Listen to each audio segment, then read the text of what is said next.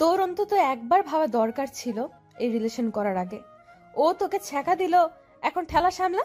আমি জোস আছি, কোনো রিলেশন নেই আর কোনো ঝামেলাও নেই। তুই রিলেশন না থাকলে কি হবে? ভার্সিটির সব ছেলেরা তোর পেছনে ঘুরে, যেমন রূপ আর তেমনি সম্ভ্রান্ত পরিবার তোর। আর কি লাগবে তোর? বুঝতে হবে who I am, Ihita Chowdhury. Status তো অবশ্যই থাকবে। চোখ থেকে সানগ্লাস খুলে গাড়ি থেকে নেমে তিথি গাড়ি থেকে নামলো না। ভার্সিটিতে এসে গেছে, তবুও গাড়ি থেকে নামছে না। আমি তিথিকে বললাম, নামবি না নাকি তোকে সহ গাড়ি লক করে দিব? দাঁড়া, আসছি। আমি গাড়ির চাবি আঙুলে ঘুরাতে ঘুরাতে ক্যাম্পাসে ঢুকলাম। তিথি আমার পেছন পেছন আসছিল। আমি আজকেও লেট করে ক্লাসরুমে ঢুকেছি, আর স্যারের পারমিশন না নিয়েই ক্লাসরুমে ঢুকে পড়লাম। গিয়ে ফার্স্ট বেঞ্চে বসে পড়ি। ক্লাসের ফার্স্ট বেঞ্চটা আমার জন্য বরাদ্দ। কেউ আমাকে কিছু বলার সাহস পায় না, কারণ আমার বাবার কথায় চলে এই ভার্সিটি। আর্থিক সব অনুদান বাবা দেয় এই ভার্সিটির। তবে আমি পড়াশোনার জন্য ভার্সিটিতে আসি না, উশৃঙ্খলতা দেখাতেই আসি। টিচার ক্লাস করাচ্ছে আর আমি হেডফোন কানে লাগিয়ে গান শুনছি। এইটা নতুন কিছু না, প্রতিদিনকার ঘটনা এটা। সবাই এইসব দেখে অভ্যস্ত। স্যার ক্লাস থেকে বের হয়ে যাওয়ার আগেই আমি বেরিয়ে গেলাম। পাশে তিথি বসা ছিল। তিথি ক্লাস করছিল। ভার্সিটির শিক্ষকেরা আর শিক্ষার্থীরা আমাকে অহংকারী আর বেয়াদব বলেই জানে, কিন্তু কেউ আমার দিকে চোখে চোখ রেখে কথা বলার সাহস পায় না। ভার্সিটির সব ছেলেই আমার জন্য পাগল। বাবার এত আদর পেয়েই হয়তো আমি বকে গেছি। বাবা কোনোদিন আমার গায়ে ফুলের টোকা লাগতে দেননি, কারণ আমার মা নেই। সে যাই হোক, আমি ক্যাম্পাসের ক্যান্টিনে বসে জুস খাচ্ছিলাম। এরপর তিথিকে SMS করে আমি গাড়ি নিয়ে ক্যাম্পাস থেকে বেরিয়ে যাই। কিছুক্ষণ এই দিক সেই দিক ঘুরে দুপুরে বাসায় আসি। বাসায় সিমি, কাজের মেয়ে ছাড়া কেউ নেই আর থাকেও না। ম্যাম কিছু খাবেন? সিমি আমাকে জিজ্ঞেস করলো, না এক কাজ করো, এসিটা বাড়িয়ে দাও আর এক গ্লাস পানি নিয়ে আসো। Okay ma'am. সিমি চলে যাওয়ার পর আমি চেঞ্জ করে ল্যাপটপ নিয়ে বসলাম। সারা দিন গেমস খেলে সময় পার করে দিলাম। রাতে বাবা আসলেন আমার ঘরে। মামনি, what are you doing now? Nothing বাবা, আসো। আমার মাথায় হাত রেখে বাবা বললেন, কি করলে সারাদিন? গান আর ল্যাপটপ। ডিনার করবে, এসো। আর তোমার জন্য একটা গিফট আছে, তাড়াতাড়ি এসো। আসছি। আমি নিচে যাই, তখন বাবা আমাকে একটা বড় প্যাকেট দিলেন আর একটা চাবি দিলেন। এগুলো কি বাবা? প্যাকেট তোমার জন্য, লেটেস্ট মডেলের ড্রেস আর নতুন গাড়ির চাবি এইটা। সত্যি? গাড়ি কোথায় বাবা? গার্ডেনে। আমি দেখে আসছি। পিছু পিছু সিমি আর বাবাও এলেন। আমি গাড়ি চালাচ্ছিলাম আর হাসছিলাম, তা দেখে বাবা কেঁদে দিলেন। চোখের পানি মুছে তিনি আমাকে নেমে আসতে বললেন। আমি আসার পর দুইজন একসাথে ডিনার করলাম আর যে যার মতো শুয়ে পড়লাম। পরের দিন সকালে আমি নতুন গাড়ি নিয়ে ভার্সিটিতে যাই। গাড়ি থেকে নামার সাথে সাথে পাশে থাকা কাদা দিয়ে একটা ছেলে আমার ড্রেস নষ্ট করে দেয়। ছেলেটা বাইক নিয়ে ঢুকছিল ভার্সিটিতে। আমি রেগে আগুন হয়ে যাই আর ছেলেটার কলার ধরে বলি, how dare you to spoil my dress. রাগে আমি তাতে দাঁত চেপে আছি। Ma'am, mind yourself. What did you say? তুই আমাকে বলছিস এই কথা? এই ছেলে, এই ছোট লোক, তোর এত বড় সাহস কি করে হয় ইহিতা চৌধুরীর সাথে এইভাবে কথা বলার? অব্র বাইক থেকে নামে, সাথে ছিল অব্রর ফ্রেন্ড, সেও নামে। আর আমার এমন আচরণ দেখে সবাই ক্যাম্পাসে জড়ো হয়। এই যে মিস, কথা সাবধানে বলুন। আমার বিহেভ ছোট লোকদের মতো করিনি যে এইভাবে আমায় অপমান করবেন। তুই কি ইউনিভার্সিটির স্টুডেন্ট?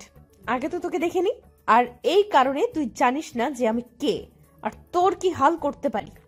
আমার জানার প্রয়োজন নেই। আমি আপনার মতো ফ্যাশন শো করতে আসিনি ক্যাম্পাসে। নিজের দিকে তাকিয়ে দেখুন কি বাজে লাগছে। আবার আপনি অসবের মতো চেঁচাচ্ছেন। তোকে আজ আমি মেরেই ফেলবো। আমি গাড়ি থেকে হকি স্টিক বের করে অব্রর গায়ে মারার আগেই অব্র আমাকে থাপ্পড় মারে। সবাই হয়ে যায়, প্রিন্সিপাল সহ, কিন্তু কারো আগানোর সাহস নেই। কেমন মেয়ে আপনি? মিনিমাম মেয়েদের মতো আচরণ নেই তো আপনার মধ্যে? ফালতু সব। এই কথা বলে আমি বাইক নিয়ে সেখান থেকে চলে গেলাম। ইহিতা গালে হাত দিয়ে স্টিল দাঁড়িয়ে আছে। তিথি ইহিতার বাবাকে ফোন দিয়ে ভার্সিটিতে আসতে বলেছে এতক্ষণে। ইহিতার বাবাকে দেখে সবাই সালাম দেয় আর প্রিন্সিপাল এগিয়ে আসেন। ইহিতাকে ঠায় দাঁড়িয়ে থাকতে দেখে ইহিতার বাবা সামনে গেলেন, কিন্তু ইহিতা নড়ছে না। এরপর তিথি সব বলার পর ইহিতার বাবা চশমা চোখ থেকে খুলে ভেঙে ফেলেন আর প্রিন্সিপালকে জিজ্ঞেস করেন ইহিতাকে কোন ছেলে মেরেছে। তাকে যেন 1 মিনিটে এখানে আনে। প্রিন্সিপাল আমাকে ডেকে পাঠালেন। আমি ইহিতার বাবার সামনে আসলাম।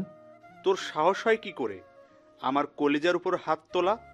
যাকে এখনো একটা পিঁপড়া কামড় দেয়নি, আর আজ তাকে তুই মেরেছিস। দেখ কি করেছিস আমার মেয়ের।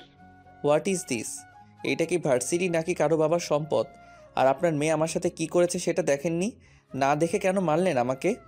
আমার মেয়ে তোকে মেরে ফেলবে, তবুও একটা আওয়াজ করতে পারবি না। তুই কোন সাহসে মেরেছিস আমার মেয়েকে? জবাব দে। সরি, সেইটা আপনার মেয়েকেই জিজ্ঞেস করবেন। আমার ক্লাস আছে, ছাড়ুন। এই বলে আমি সেখান থেকে চলে এলাম। ইহিতার বাবা ইহিতাকে গাড়িতে বসিয়ে নিয়ে গেল বাসায়। ইহিতার গালে আমার 3 আঙ্গুলের দাগ স্পষ্টভাবে ফুটে আছে। সিমিকে দিয়ে ইহিতার গালে যত মেডিসিন আছে সব লাগালো ইহিতার বাবা। ইহিতা চুপ করে আছে এখনো। ইহিতাকে কথা বলতে বলছে সিমি আর ইহিতার বাবা, কিন্তু ইহিতা কথা বলছে না। ইহিতা এই প্রথম কারো হাত থেকে মার খেলো। কোনো শিক্ষক কোনোদিন তার দিকে চোখ রাঙিয়ে কথা বলেনি, আর মার দেওয়া তো দূর, কিন্তু আমি আজ ইহিতাকে ভার্সিটির সবার সামনে চর মেরেছি। ইহিতার কাছে এটা অনেক বেশি যন্ত্রণা লাগছে। এক পর্যায়ে ইহিতা ঘরে সব কিছু ভাঙচুর করতে শুরু করে। আশরাফ চৌধুরী ইহিতাকে বলেন, মা, তোর যত খুশি ভাঙ, কিন্তু একটু কথা বল আর একটু শান্ত হ। বাবা, ওই ছেলেকে আমি আস্ত রাখবো না। ও আমায় মেরেছে। ইহিতা চৌধুরীকে মেরেছে ও। শেষ করে ফেলবো আমি ওকে। আমি নিজে ওকে শাস্তি দিব, তুই শুধু একটু শান্ত হ ইতিতা। এরপর ইহিতা চুপচাপ বিছানায় গিয়ে আয়নায় নিজের মুখ দেখছে। এখনও হাতের ছাপ দেখা যাচ্ছে। এরপর ইহিতা আয়নাও ভেঙে ফেলে। পরে 1 মাস ইহিতা ভার্সিটিতে যায়নি, এমনকি বাসা থেকেও বের হয়নি। ওইদিকে আমার ঠিকানা কেউ জানে না বলে ইহিতার বাবা আমাকে কিছু করতে পারেননি। 1 মাস পর ইহিতা ভার্সিটিতে যায়। আমি 4 তলায় আনমনে হয়ে দাঁড়িয়ে আছি। ইহিতার গাড়ি দেখে চমকে গেলাম। দ্রুত নিচে নেমে আসি। ইহিতা একটা বই হাতে নিয়ে ক্লাসরুমের দিকে যায়। আমি ইহিতাকে থামাই। ইহিতা। ইহিতা পেছন ঘুরে রাগী দৃষ্টিতে তাকালো আমার দিকে। সরি, সেদিন আপনাকে থাপ্পড় মেরেছিলাম বলে। আমি চট করে রেগে গিয়ে কি করি আমার খেয়াল থাকে না, তাই ওইভাবে রিয়েক্ট করে ফেলেছিলাম। আপনি গত 1 মাস আসেননি ভার্সিটিতে, তাই সরি বলতে পারিনি। ইহিতা কিছুই না বলে উপরে চলে যায়। ইহিতা আর আমি দুইজনই কেমিস্ট্রি ডিপার্টমেন্টের স্টুডেন্ট, কিন্তু আমাকে দেখে কেউ বলবে না যে আমি স্টুডেন্ট। মনে হয় পড়ালেখা শেষ। আজ ইহিতা প্রথম বেঞ্চে না বসে 3 নম্বর বেঞ্চে বসলো আর ইংলিশ ক্লাসটা মনোযোগ দিয়ে করলো। স্যার একটা কোশ্চেন করেছিল, যেটার উত্তর আমি ছাড়া আর কেউ দিতে পারিনি। সবাই অবাক হয়ে যায় আর লেকচারার নিজে অভিভূত হয়ে যান আমার উত্তর শুনে। ইহিতা তখন উত্তরটা নোট করলো। ইংলিশ ক্লাস শেষ করে সবাই ল্যাবে গেল, কিন্তু ইহিতা বসেছিল। আমি বের হওয়ার আগে ইহিতাকে বললাম, যাবেন না ল্যাবে? That's none of your business, just go from here. Otherwise? হ্যাঁ, ওই দিন কিছু বলিনি, বাট এইটা ভেবো না ইহিতা কিছু করতে পারে না। ওকে, ভাবলাম না। এই বলে আমি চলে গেলাম। ক্লাস শেষ হওয়ার পর আমি ক্যাম্পাসে বন্ধুদের সাথে আড্ডা দিচ্ছিলাম। ইহিতা গাড়িতে উঠতে যাবে, তখন এক ভিক্ষুক এসে দাঁড়ালো ইহিতার সামনে। ইহিতা রেগে যায়। আমি ছাড়া আর কি কেউ নেই দান করার? আমার কাছে কেন আসলি? অব্রর এইটা দেখে প্রচন্ড রাগ হয়। আমার সামনে দাঁড়িয়ে মানিব্যাগ থেকে 500 টাকার একটা নোট বের করে ভিক্ষুককে দিয়ে সেখান থেকে চলে যেতে বলল। গাড়ি বাড়ি থাকলেই মানুষ মানুষের মতো হয় না, অধিকাংশ ক্ষেত্রে কুকুরই হয়, যেমনটা আপনি নিচে। এই কথা বলে আমি 1 সেকেন্ড না দাঁড়িয়ে বাইক নিয়ে চলে গেলাম। আমি রাগে গাড়ি হাই স্পিডে চালিয়ে বাসায় এলাম। আমি বাবাকে ফোন করে বাসায় আসতে বললাম। বাবা অফিসের সব কাজ ফেলে বাসায় চলে আসলেন। বাবা, এই ভার্সিটিতে হয় ওই ছোট লোকটা থাকবে, নয়তো আমি। কোন ছোট লোক? ওই দিন যে আমায় মেরেছিল। ও আবার কি করেছে তোমায়? আজকে ও আমায় কুকুর বলেছে। কুকুর? হোয়াট? আমি এখনই প্রিন্সিপালের সাথে কথা বলছি। ওই ছেলেকে ভার্সিটি থেকে বের করে দিন। স্যার, সেটা সম্ভব না। হোয়াট? আপনি আমাকে বলছেন সম্ভব নয়? সরি স্যার, ছেলেটা অনেক মেধাবী আর আউটস্ট্যান্ডিং পার্সোনালিটি। ওর মতো ভার্সিটিতে সেকেন্ড কপি নাই। আর সবচেয়ে বড় কথা, এইবার ভিপি ইলেকশনে ইতিতা মামুনির বিরুদ্ধে অব্র দাঁড়াবে। হোয়াট? আমার মেয়ের বিরুদ্ধে? হ্যাঁ স্যার, তাই আর সেই চান্সটা নেই বের করার। পরে ভার্সিটির ছেলেমেয়েরা খেপে যাবে আর কমিশনার পর্যন্ত গড়াবে এই ঘটনা। তাই আমি আর রিস্ক নিতে চাচ্ছি না, মাফ করবেন। আমি ফোন রেখে দিয়ে ইতিতাকে সব বললাম, আর ইতিতা রাগে ফ্লাওয়ার ভাস ভেঙে ফেলে। ওই ছেলের সাহস হয় কি করে হিতার বিরুদ্ধে দাঁড়ানোর? আর বাবা, তুমি কিছুই করতে পারছো না। মামনি, প্রিন্সিপাল যেখানে অনর, সেখানে আমি কি করতে পারি? বাট তুই টেনশন করিস না, সবাই তোকেই জয়ী করবে। তুই মাথা ঠান্ডা করে একটু বাইরে থেকে ঘুরে আয়। নো, আমি কোথাও যাব না। পাগলামি করিস না ইতিতা, চল আমার সাথে, বাইরে যাব। রেডি হয়ে আসি। যা, তাড়াতাড়ি আসবি কিন্তু। ওকে। বাবা আমার মন ভালো করতে বাইরে ঘুরতে নিয়ে যায়। সিটি ম্যাক্সের সামনে আমি অব্রকে দেখি আয়মান মির্জা আর মিসেস আয়মান মির্জার সাথে। আমি বাবাকে বলি গাড়ি থামাতে। বাবা, ওই ছেলে এখানে কি করছে, তাও আয়মান মির্জার সাথে? আয়মান মির্জা কই দেখি? দেখো। সত্যি তো আয়মান মির্জার সাথে এই ছেলে। আর এই ক্ষেত মার্কা ছেলেকে দেখ, কি স্মার্ট লাগছে। ব্যাপার কি? বাদ দাও, চলো। এই কথা বলে আমি সেখান থেকে চলে এলাম। আয়মান মির্জা হচ্ছে ওয়ার্ল্ড ইয়াং লিডারশিপের মেইন লিডার। আমি বাসায় এসে ভাবতে লাগলাম, আয়মান মির্জার সাথে ওই ছেলে কেন থাকতেও পারে, তা আমার কি? আমি এসব ভাবতে ভাবতে ঘুমিয়ে গেলাম। 3 দিন পর ভিপি ইলেকশন। ভার্সিটিতে এই নিয়ে অনেক হইচই হচ্ছে, কারণ এই প্রথম আমার বিরুদ্ধে কেউ ইলেকশন করছে। আমি যথারীতি ভার্সিটিতে গিয়ে যা করার তাই করলাম। কোনো ক্লাস না করে এই বাসায় চলে আসলাম। ইলেকশনের আগে পর্যন্ত আমি ভার্সিটিতে যাইনি। আমি ভার্সিটিতে না গেলে অব্র ক্লাস না করে বাইরে বসে থাকে মন খারাপ করে। এই 2 দিন অব্র তাই করলো, কারণ আমি আসিনি। ইলেকশনের দিন আমি আসলাম ক্যাম্পাসে, নীল রঙের শার্ট আর বাদামি রঙের প্যান্ট পরে, চুলগুলো খোলা আর সানগ্লাস পরা। অব্র অনেকক্ষণ তাকিয়েছিল, তারপর চোখ সরিয়ে নিজের কাজ করলো। আমাকে আর অব্রকে একসাথে থাকতে বলা হয়েছে, কিন্তু আমি সেই কথা না শুনে দোতলায় গিয়ে ফোনে গেমস খেলছি নিশ্চিন্ত মনে, কারণ আমার কনফিডেন্স আছে আমিই জিতবো। সারাদিন আমি একই জায়গায় বসে রইলাম। রাতে ইলেকশনের রেজাল্ট পাবলিশ করে প্রিন্সিপাল, আর রেজাল্ট আমার বিরুদ্ধে, অর্থাৎ অব্র জিতেছে ইলেকশনে। অব্রর কোনো ভ্রুক্ষেপ না করেই আমার দিকে তাকালো। আমি হাতের ফোন ভেঙে ফেলি আর গাড়ি নিয়ে খুব দ্রুত সেখান থেকে বেরিয়ে যাই। বাবা এই কথা শোনার পর প্রিন্সিপালকে প্রচুর থ্রেট করে। আমাকে তিনিই সামলাচ্ছেন। আর অন্যদিকে আমি বাসায় গিয়ে ইহিতার কথা ভাবছি, মেয়েটা কি করছে না করছে এই নিয়ে। খুব বেশি বাড়াবাড়ি কি হয়ে যাচ্ছে? এসব ভাবতে ভাবতে আমি ঘুমিয়ে পড়ি। পরের দিন আমাকে ব্যাচ আর দায়িত্ব দেওয়া হয় আর শপথ করানো হয়, কিন্তু ইহিতা ভার্সিটিতে আসেনি। আমার মন ভীষণ খারাপ। এইভাবে 7 দিন চলে যায়, কিন্তু ইহিতা ভার্সিটিতে আসে না। এরপর আমি ইহিতার বাসায় চলে যাই। ইহিতা আমাকে দেখে অবাক তো হয়ই, সাথে তেলে বেগুনে জ্বলতে থাকে। আমি ইহিতাকে বললাম, ভার্সিটিতে যাও না কেন? আমাকে তুমি বলছো কোন সাহসে? ঝগড়া বাদ দাও, ভার্সিটিতে চলো। How dare you to force me? কোন সাহসে এসব কথা আসছে মুখ দিয়ে? ভিপি হিসেবে কলেজের প্রত্যেকটা স্টুডেন্টের প্রতি আমার দায়িত্ব রয়েছে, সো চলো। আমি যাব না না না। তুমি যাবে যাবে আর যাবে। আমার হাত ধরার সাহস কোথায় পেলি ছোট লোক? যা খুশি বলো। ও হ্যাঁ, আজকে থেকে প্রতিদিন ভার্সিটিতে যাবে আর নিয়মিত ক্লাস করবে। আর মোস্ট ইম্পর্টেন্টলি, এসব ড্রেস আর পরা যাবে না। যাও তাড়াতাড়ি চেঞ্জ করে এটা পরে আসো। My foot. প্যাকেটটা ছুঁড়ে মেরে আমি বললাম, এইটাই যে তোমায় পড়তে হবে ইহিতা চৌধুরী। বের হও আমার বাসা থেকে। Just get out from here. আগে ভার্সিটিতে চলো। আর তুমি যদি স্বইচ্ছা এই ড্রেসটা পরে ভার্সিটিতে না যাও, তাহলে আমি নিজের হাতে তোমায় এই ড্রেস পরাবো আর ভার্সিটির সবার সামনে তোমায় কিস করব। বলো কোনটাতে রাজি তুমি? How dare you bloody shit. Ihita, enough. যা বলেছো আর না। সোজা আঙ্গুলে ঘি উঠবে না। বুঝেছি, আঙ্গুল বাঁকা করতেই হবে। আমার বাসায় এসে আমার সাথে এই ব্যবহার? তোকে আমি দেখে নেব ফাজিল। 10 মিনিটে আসো। ইহিতা দরজা লাগিয়ে দিল। 15 মিনিট পর ইহিতা রেডি হয়ে বেরিয়ে আসলো। আমি আর সিমি ইহিতার দিকে মুগ্ধ চোখে তাকিয়ে আছি। এইভাবে তাকিয়ে আছো কেন তোমরা? ম্যাম, কি সুন্দর লাগছে আপনাকে দেখতে। চুপ, চুপ বেয়াদব। যাও এখান থেকে। চলো। তোকে আমি দেখে নিব অব্র। দেখো, এখন চলো।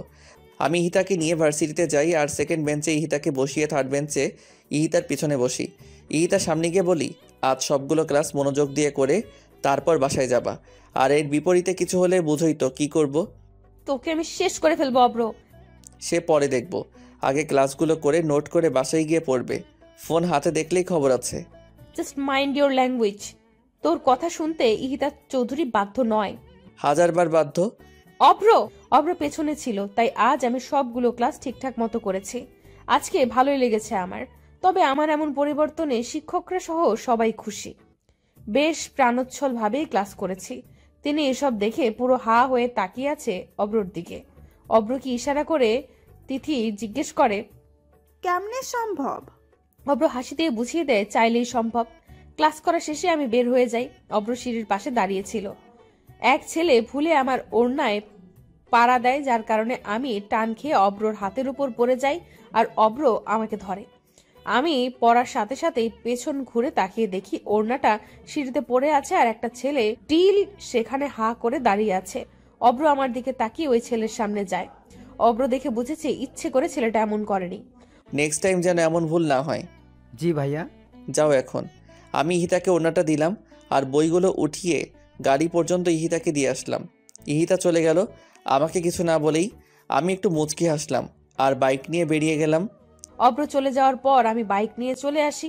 বাসায় এসে ড্রেস খুলে টুকরো টুকরো করে কাটি আর সেইগুলো ছাদে নিয়ে উড়িয়ে দেই। অব্রকে মনে মনে অনেক বকা দিচ্ছি। এরপর নিজের মতো করে এসে খাওয়া দাওয়া শেষ করে ল্যাপটপ নিয়ে বসি। এর মধ্যে আমার ফোন বাজলো। ফোন রিসিভ করার সাথে সাথে অপর পাশ থেকে একটা ছেলে বলল, কাজটা ভালো করলে না ইহিতা, এর মাসুল তোমায় গুনতে হবে। এই বলে ছেলেটা ফোন কেটে দিল। আমি ভ্যাবাচাকা খেয়ে গেলাম। কে ফোন করলো আর কেনই বা এসব বলল? আমি আবার কল ব্যাক করে দেখলাম, কিন্তু ফোন বন্ধ। আমি এসব পাত্তা না দিয়ে আবার নিজের কাজে মনোযোগ দিলাম। বাবা বাসায় আসার পর একসাথে ডিনার সেরে শুয়ে পড়লাম। আমি ভাবতেও পারিনি আগামীকাল আমার জন্য কি অপেক্ষা করছে। আমি সকালে ঘুম থেকে উঠে শর্ট ড্রেস পরে ভার্সিটিতে যাব বলে গাড়ি নিয়ে বের হলাম। অর্ধেক রাস্তা যাওয়ার পর আমি খুব জোরে গাড়ি ব্রেক করলাম, তাই হোল্ডিং এর সাথে লেগে আমার মাথা কেটে যায়। গাড়ি ব্রেক করার কারণ হলো সামনে একটা কার দাঁড়ানো। আমি কপালে টিস্যু ধরে বেরিয়ে আসি। গাড়িটার সামনে যাওয়ার পরেই আমাকে জোর করে সেই কারে বসানো হয় আর একজনকে ফোন করে বলে আমার গাড়ি বাসায় দিয়ে আসতে। আমি গাড়িতে উঠে অব্রকে দেখে চমকে যাই আর প্রচন্ড রেগে যাই। আই ছোট লোকের বাচ্চা, তুই আমায় কেন এইভাবে নিয়ে আসলি? কোথায় নিয়ে যাচ্ছিস আমাকে? একদম কথা কম বলবে, নয়তো মুখে স্কচ টেপ মেরে দিব। গাড়ি থামা, I say stop the car. এরপর অব্র আর কোনো কথা না বলে আরো জোরে গাড়ি চালাতে থাকে, কিন্তু আমি অনর্গল চেঁচিয়েই যাচ্ছি। এক পর্যায়ে আমি গাড়িতে থাকা বটল ছুঁড়ে মারি বাইরে। এতে জানালার কাঁচ ভেঙে যায়, কিন্তু অব্র তবুও থামলো না। একটা বাংলোর সামনে গাড়ি পার্ক করলো অব্র। আমাকে গাড়ি থেকে জোর করে নামালো, কিন্তু আমি তো নামবো না। এরপর অব্র আমাকে কোলে করেই ভেতরে ঢুকালো। আমি অব্র শার্ট ছিঁড়ে ফেলেছি জিদে, কিন্তু অব্র কিছুই করছে না। ড্রয়িং রুমে নিয়ে অব্র আমাকে বসালো। এরপর আমার হাতে একটা লেহেঙ্গা দিয়ে বলল, কুইকলি যাও আর এটা পরে আসো, জাস্ট গো ফাস্ট।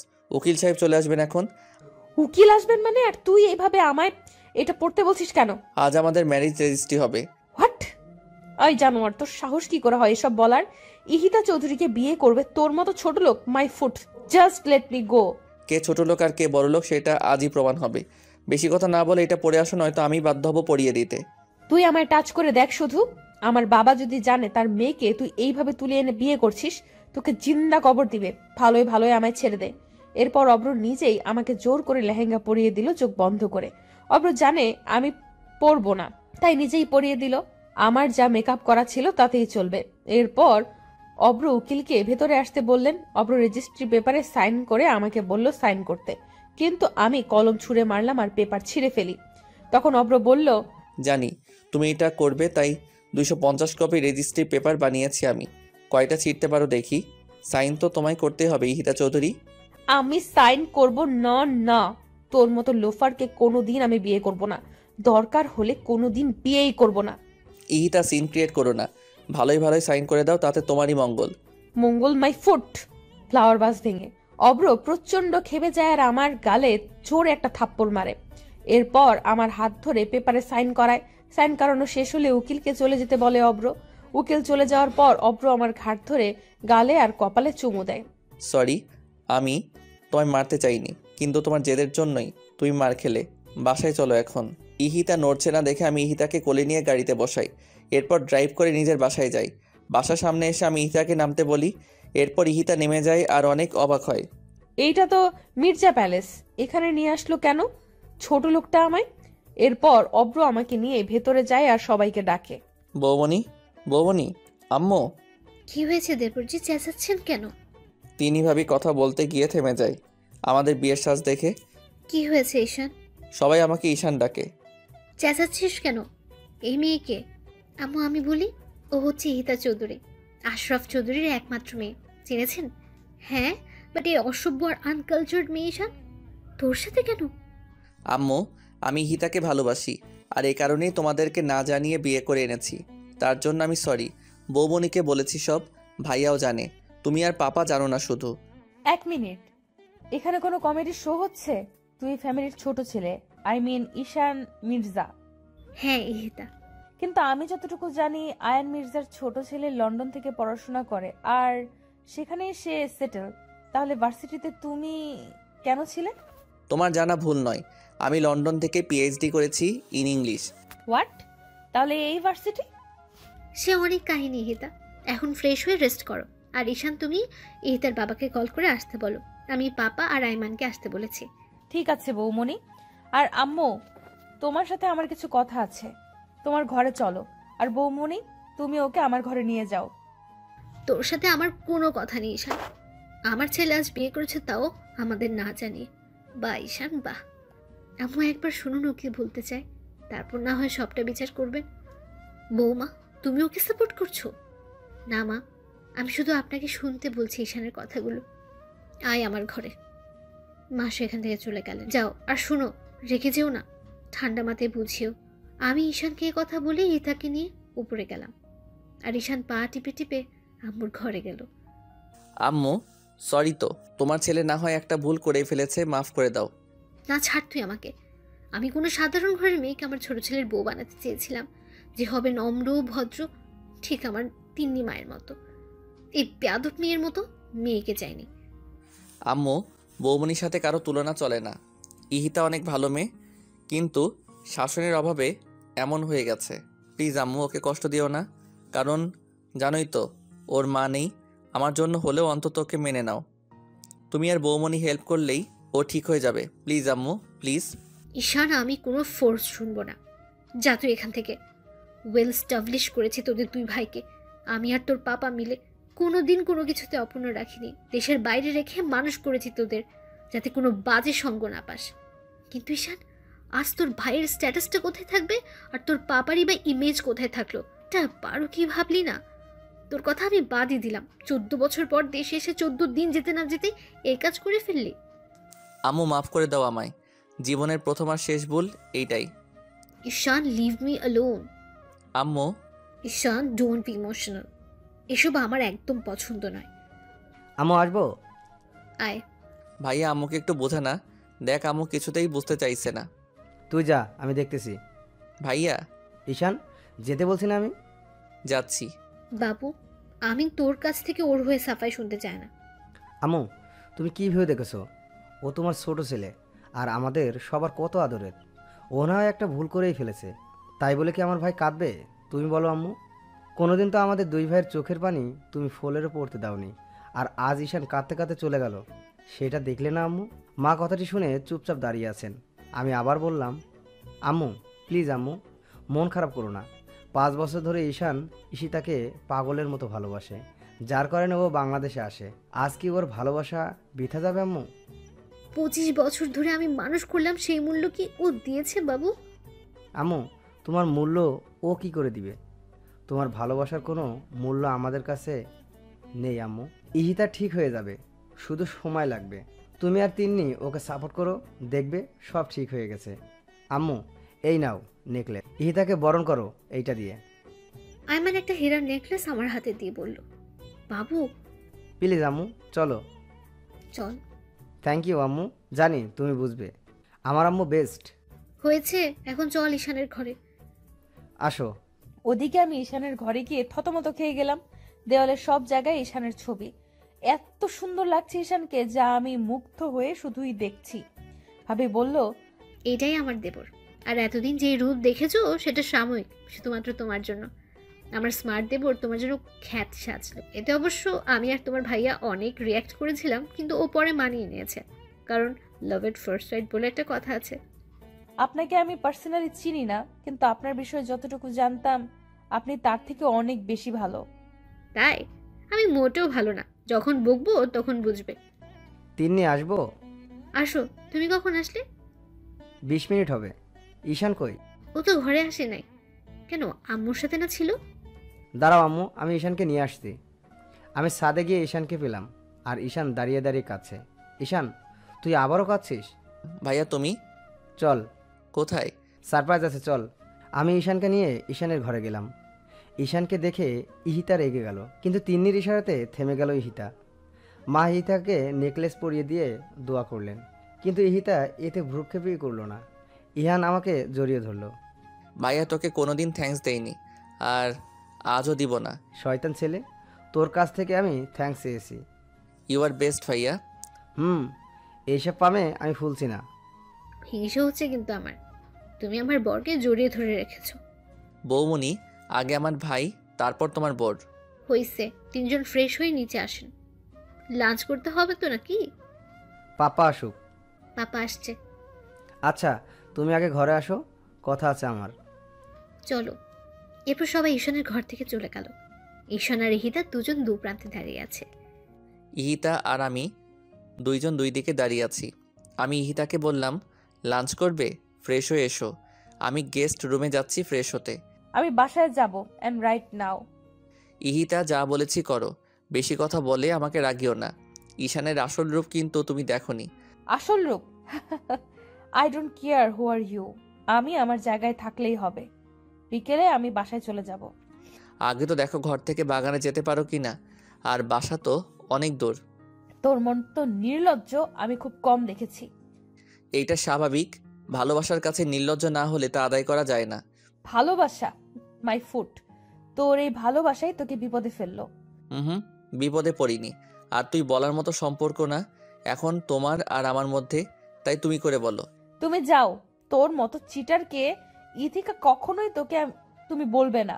ইহিতে একটা কথা বলি শুনো, আম্মু, পাপা, বৌমণি আর ভাইয়া, এই চারজন যাতে তোমার কাছ থেকে যথেষ্ট রেসপেক্ট পায়। আমাকে যা ইচ্ছা বলো তুমি, কিন্তু ওদের দিকে কোনোদিন চোখ তুলেও কথা বলবে না।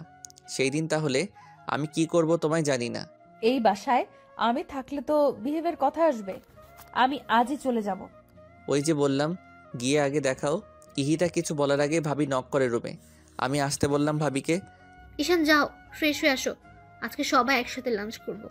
যাচ্ছি, কিন্তু তোমার হাতে কি এইগুলো বৌমণি? যাও, পরে দেখতে পারবে। যাচ্ছি।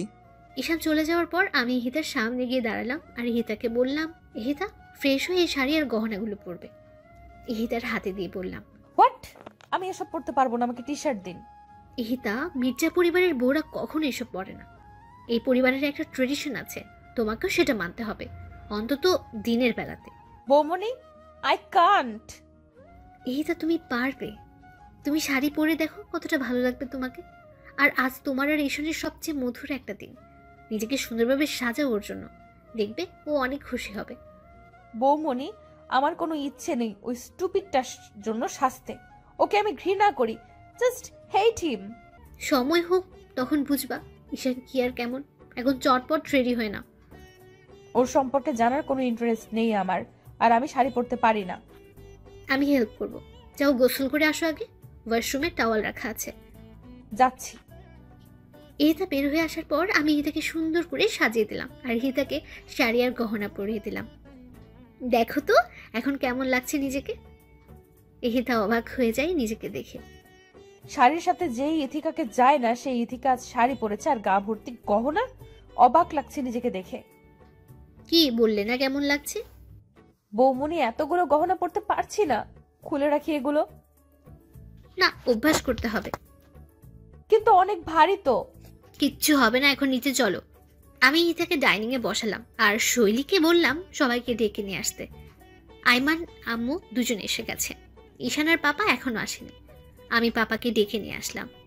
ইহিতাকে দেখে পাপা বললেন, মার্শাআল্লাহ, আমাদের ঈশানের পছন্দ আছে বলতে হবে। রাহেলা, পাপা দেখতে হবে তো ভাইয়াকার। ভাবি আমাকে ইশারা করে বলল পাপাকে সালাম করতে। আমি সালাম দিলাম শুধু, আর কিচ্ছু বলল না। ঈশান চুল নাড়াতে নাড়াতে সিঁড়ি দিয়ে নামছিল। চেয়ার টান দিয়ে বসতে যাবে তখন সরাসরি আমার দিকে চোখ পড়ে ঈশানের। ভাইয়া আর ভাবি দুজনের দিকে তাকিয়ে হাসছে। ঈশান হা করে সবার সামনে তাকিয়ে আছে আমার দিকে। আমিও ঈশানকে এইভাবে দেখে কয়েক সেকেন্ড তাকিয়েছিলাম, পরে আবার চোখ সরিয়ে নেই। ভাইয়া ঈশানের পায়ে চিমটি দেয় আর ঈশানের কানের সামনে গিয়ে বলে, এভাবে তাকিয়ে আছিস কেন? আজ প্রথম দেখলি নাকি? ঈশান থতমত খেয়ে যায় ভাইয়ার কথা শুনে। ভাবি যখন ঈশানের প্লেটে ভাত দিচ্ছিল তখন ঈশানকে আস্তে করে বলে, রাতে দেখো মন ভরে, এখন খাও। তখনও ঈশান আমার দিকে অপলকে তাকিয়েছিল। ভাবি ঈশানকে আমার পাশে গিয়ে বসতে বলল। ঈশান তখন উঠে গিয়ে আমার পাশে বসে। ভাবি ভাইয়ার পাশে বসে পড়ে। সবাই খাওয়া শেষ করে, কিন্তু আমি খাচ্ছি না। মিসেস মির্জা বললেন, এটা খাচ্ছ না কেন? বসে আছো যে? ঠিকই তো। ইহিতা, কি হয়েছে? খাচ্ছ না কেন? রান্না ভালো হয়নি? না আসলে কি হয়েছে বলো। আমি নিজের হাতে খাইনি কখনো, চামচ ধরতে আনইজি লাগছে। ও এই কথা। ঈশান, ইহিতাকে খাইয়ে দে। না আমি খেতে পারবো। না, পারবে না। ততক্ষণে খাবার খেয়ে আম্মু আর পাপা টেবিল থেকে উঠে গেছেন। ইহিতা খুব আনইজি ফিল করছিল, ঘেমে যাচ্ছে পুরো ইহিতা। আমি ঈশানকে ধমক দিয়ে বললাম, তোমার ভাই কি বলে শোনা না ঈশান? শুনেছি, দিচ্ছি তো। ইহিতার প্লেট হাতে নিয়ে আমি হা করতে বলি ইহিতাকে। ইহিতা কিছু বলে না, সে আমার হাতে খাবে না এইটাই বোঝাতে চাইছে। আমি বুঝেও না বোঝার ভান করে ইহিতাকে জোর করে খাইয়ে দেই। ভাইয়া তখন ভাবিকে বলল, আমিও তোমায় খাইয়ে দিই, হা করো। তিনি হেসে দেয় আর আমার হাত থেকে খাবার খাই। তিনি ইহিতাকে বলছে, এখন খেতে পারছো? ইহিতা বলল শুধু। খাওয়া শেষ করে সবাই উঠে গেল। আয়মান ডেকোরেটরদের সাথে কথা বলছে আর বাসর সাজানোর ব্যাপারে। আমার পছন্দ মতো ঈশানের ঘরকে সাজানো হয়েছে। ইহিতা আমার ঘরে ছিল আর ঈশান বসেছিল। সন্ধ্যায় ইহিতার বাবা মির্জা প্যালেসে আসলেন। ঈশানের উপর প্রচন্ড রেগে যান উনি। তারপর আয়মান ওনাকে বোঝায়, কিন্তু উনি মানতেই চাচ্ছেন না। কেন চাচ্ছেন না সে কারণও বলছেন না। তখন আব্বু আর বাবা চৌধুরীকে বোঝান, তবুও উনি শান্ত হতে পারছেন না। ইহিতা চলে যেতে চায় বাবার সাথে, কিন্তু ঈশান ইহিতার হাত ধরে আছে খুব শক্ত করে। ইহিতার হাতে ঈশানের 5 আঙ্গুলের ছাপ পড়ে গেছে। কোনোভাবেই ছাড়াতে পারছেন ইহিতা নিজেকে ঈশানের কাছ থেকে। ঈশান তখন চৌধুরীকে বলল, বাবা, ও এখন আমার স্ত্রী। আপনার থেকে বেশি অধিকার এখন আমার ওর উপর। আপনি মানুন বা না মানুন, ইহিতা কোথাও যাবে না। অব্র, তুমি কেন বুঝছো না? এটা সম্ভব নয়। কেন নয়? আমার কি অর্থ কম নাকি আমি অশিক্ষিত? এসবের কথা বলছি না আমি। আপনি যাই বলুন আর না বলুন, ইহিতা এখন আমার, আর ও আমার কাছেই থাকবে। ওকে, এখানে আমারও আর কিছু করার নেই, কিন্তু পরে আফসোস করো না যেন। ইহিতার বাবা কাঁদছিলেন তখন। কোনো আফসোস হবে না। আর আফসোস কেন হবে? ভালোবাসাকেই তো বিয়ে করেছি। দেখে রেখো ওকে। মির্জা সাহেব, দেখে রাখবেন আমার মেয়েটাকে। কখনো চুল পরিমাণ কষ্ট দেয়নি ওকে। আপনি চিন্তা করবেন না চৌধুরী সাহেব, আমরা আছি। এরপর ইহিতার বাবা চলে গেলেন। ইহিতা কাঁদছিল বাবার কান্না দেখে। ইহিতার চোখে পানি আমি এই প্রথম দেখলাম। আমি ইহিতার চোখের পানি মুছে দিলাম আর হাত ছেড়ে দিলাম। আমি ইহিতার হাত ছেড়ে দেই। ইহিতার ফর্সা হাত নীল রঙের হয়ে গেছে। আমি দেখে ভয় পেয়ে যাই। ভাবি মলম নিয়ে আসে তাড়াতাড়ি করে। আমি মলম লাগাতে যাব, তখন ইহিতা বলে, লাগবে না, ব্যথা পাইনি আমি। এই কথা বলে আমি উপরে চলে যাই। ঈশানও মলম নিয়ে পিছু পিছু আসে। আমি গেস্ট রুমে গিয়ে বসি আর চাদর খামচাচ্ছি জেদে। ঈশান এইটা দেখে বুঝতে পারলো আমি অনেক রেগে আছি। ঈশান আমার সামনে আসলো, আমার হাত টান দিয়ে নিজের পায়ের উপর রাখে। কি হচ্ছে কি? ইহিতা প্লিজ মলমটা লাগাতে দাও। আমি সরি, বুঝিনি এমন হয়ে যাবে। Don't touch, just leave me alone. Ihita please. No, I am all right. যা ইচ্ছে হয় আমাকে বলো, কিন্তু মলমটা লাগাতে দাও হাতে, নয়তো ব্যথা করবে আর ফুলে যাবে। যাক, তুই হ্যাপি হবি তো তখন। ইহিতা, এটা কি ধরনের কথা বলার স্টাইল? সরি, পারমিশন দানি আসার জন্য। আরে না বৌমনি, পারমিশন কিসের? বসো। এই ঘরে কেন তোমরা? তোমাদের ঘরে যাও। না, আমি এখানেই থাকবো, ওই ঘরে যাব না। ঈশান, বাইরে যাও তো, আর এটা দিয়ে যাও, আমি লাগিয়ে দিচ্ছি। কিন্তু বৌমনি। যাও। আচ্ছা যাচ্ছি। ঈশান চলে গেল। আমি ইহিতার পাশে বসে ইহিতার হাতে মলম লাগিয়ে দিচ্ছি আর ইহিতাকে বলছি, জানো ইহিতা, স্বামী হচ্ছে মেয়েদের শ্রেষ্ঠ অলংকার। না। একটা মেয়ের যখন বিয়ে হয়, তার বেস্ট ফ্রেন্ড, বয়ফ্রেন্ড, রাগ অভিমানের সাথী সব যে স্বামী হয় সেটা জানো? না। যখন ওর আর আমার বিয়ে হয়, তখন আমি কেবল ইন্টার পরীক্ষা দিয়েছি, আর ও তখন ইউরোপিয়ান 8টা কান্ট্রির লিডারশিপে, আর এখন ও তো পুরো ওয়ার্ল্ডেরই। তো বুঝতেই পারছো ওর আর আমার বয়সের গ্যাপটাও 8 বছরের। সে যাই হোক, যেদিন ওর আর আমার বিয়ে হলো সেদিন আমি ভয়ে কান্না করে দিয়েছিলাম এই বাড়িতে এসে। তখন আম্মু আর ও মিলে আমায় নর্মাল করলো। যখন ওর সাথে আমাকে ওর ঘরে নিয়ে আসলো, তখন তো আমি যাবো না বলে একদম ফ্লোরে বসেছিলাম। এটা দেখে ঈশান আরও হাসছিল। ঈশান ওকে বারবার বলছিল, বৌমনি আসলে পিচ্ছি রে ভাইয়া। ও তখন আমার সামনে এসে বসে হাত ধরে বলে, আমি আছি তো, কিচ্ছু হবে না। এই 6টা বছরই কথা আমার কানেই বেজেছে শুধু। তখন ঈশান আর ইরাশা হচ্ছে ঈশানের কাজিন, আমায় ঘরে দিয়ে আসলো। ও ঘরে এসে আমাকে বলল, তিন্নি, যেদিন তোমার মাইন্ড সেট আপ হবে আর যেদিন আমায় ভয় পাবে না, ঠিক সেই দিনই তোমার কাছে অধিকার চাইব, এর আগে নয়। বিয়ের 1.5 বছর পর আমাদের নতুন করে পথ চলা শুরু হয়। আর এই 1.5 বছরে ও একবারও আমাকে স্পর্শ করেনি। কিন্তু এখন বুঝি কে অপরাধ করেছে আমি ওর কাছে। 1.5টা বছরও আমার সব কিছু সহ্য করেছে, এখন পাগলের মতোই ভালোবাসে। কি বুঝলে বলো তো, কেন আমি এই কথা বললাম তোমাকে জানো? না। আমি চাই তুমি যাতে এই ভুলটা না করো। হতে পারে তোমাদের বিয়েটা অস্বাভাবিকভাবে হয়েছে, কিন্তু এটা ভুলে যেও না, ঈশান শত হলেও তোমার সারা জীবনের সাথী, তোমার বন্ধু। বৌমনি, ওর নাম আমি শুনতে চাই না, প্লিজ ওর নাম বলো না। পরে আফসোস করো না হিতা। কখনোই না, ওর জন্য আফসোস আমি মরে গেলেও করব না। একদিন বুঝবে ঈশানকে, সেদিন খুব বেশি দূরে নয়। আর পাপা আম্মু বাসায় থাকে, তাই আমি চাই অন্তত সবার সামনে তুমি ওর সাথে ভালো ব্যবহার করো, ওর সাথে ঘুমাও। ইম্পসিবল বৌমনি। হিতা, এই পরিবারের একটা সম্মান আছে। একটু ভুলের জন্য পাপা কথা শুনবে, ও কথা শুনবে, ঈশান কথা শুনবে, সেটা কি ভালো হবে বলো? তাহলে আমাকে কি ওই স্টুপিডটার সাথে ঘুমাতে হবে? হ্যাঁ হিতা, সেটা তুমি না চাইলেও করতে হবে, কিচ্ছু করার নেই। বৌমনি, আমি পারবো না। চলো আমার সাথে। আমি ইতাকে হাত ধরে ঈশানের ঘরে নিয়ে যাই। ঈশান তখন ব্যালকনিতে দাঁড়িয়ে বাইরে দেখছিল। আমি ঈশানকে ডাকি, ঈশান এসে দাঁড়ায় আমার সামনে। আমি ইতার হাত ঈশানের হাতের উপর রেখে বলি, সারা জীবন দেখে রাখতে পারবে তো? পারবো। Have a nice moment, bye. এই কথা বলে আমি চলে গেলাম দরজা লক করে দিয়ে। আমি তখনই একটানে ঈশানের হাতের উপর থেকে আমার হাত সরিয়ে দূরে দাঁড়ালাম। ইহিতা, চিন্তা করো না, আমি কাপুরুষ নই যে তোমায় ছুবো তোমার অনুমতি ছাড়া। ইহিতা কিছু বলল না। ইহিতা, বসো, আজকে তোমায় কিছু কথা বলি। না, আমি কিছু শুনতে চাই না তোর মুখ থেকে। শোনা যে দরকার তোমার, বোরিং কিছু বলবো না। এরপর ইহিতা ড্রেসিং টেবিলের সামনের টুলে বসলো আর আমি ইহিতার বিপরীতে সোফায় বসলাম, দূরত্ব কয়েক হাতের। আমি ইহিতার দিকে তাকিয়ে বলি, প্রথম দেখেছিলাম 11ই জানুয়ারি 2013 বিকেল 5:56 এই লন্ডন থেকে এসেছি, বাংলাদেশে 3 দিন হবে। তুমি এসএসসি দিবে। ভাইয়ার সাথে মার্কেটে গিয়েছিলাম বৌমনির জন্য গিফট কিনতে। সিটি ম্যাক্সের পাশের দোকানে ছিলে তুমি।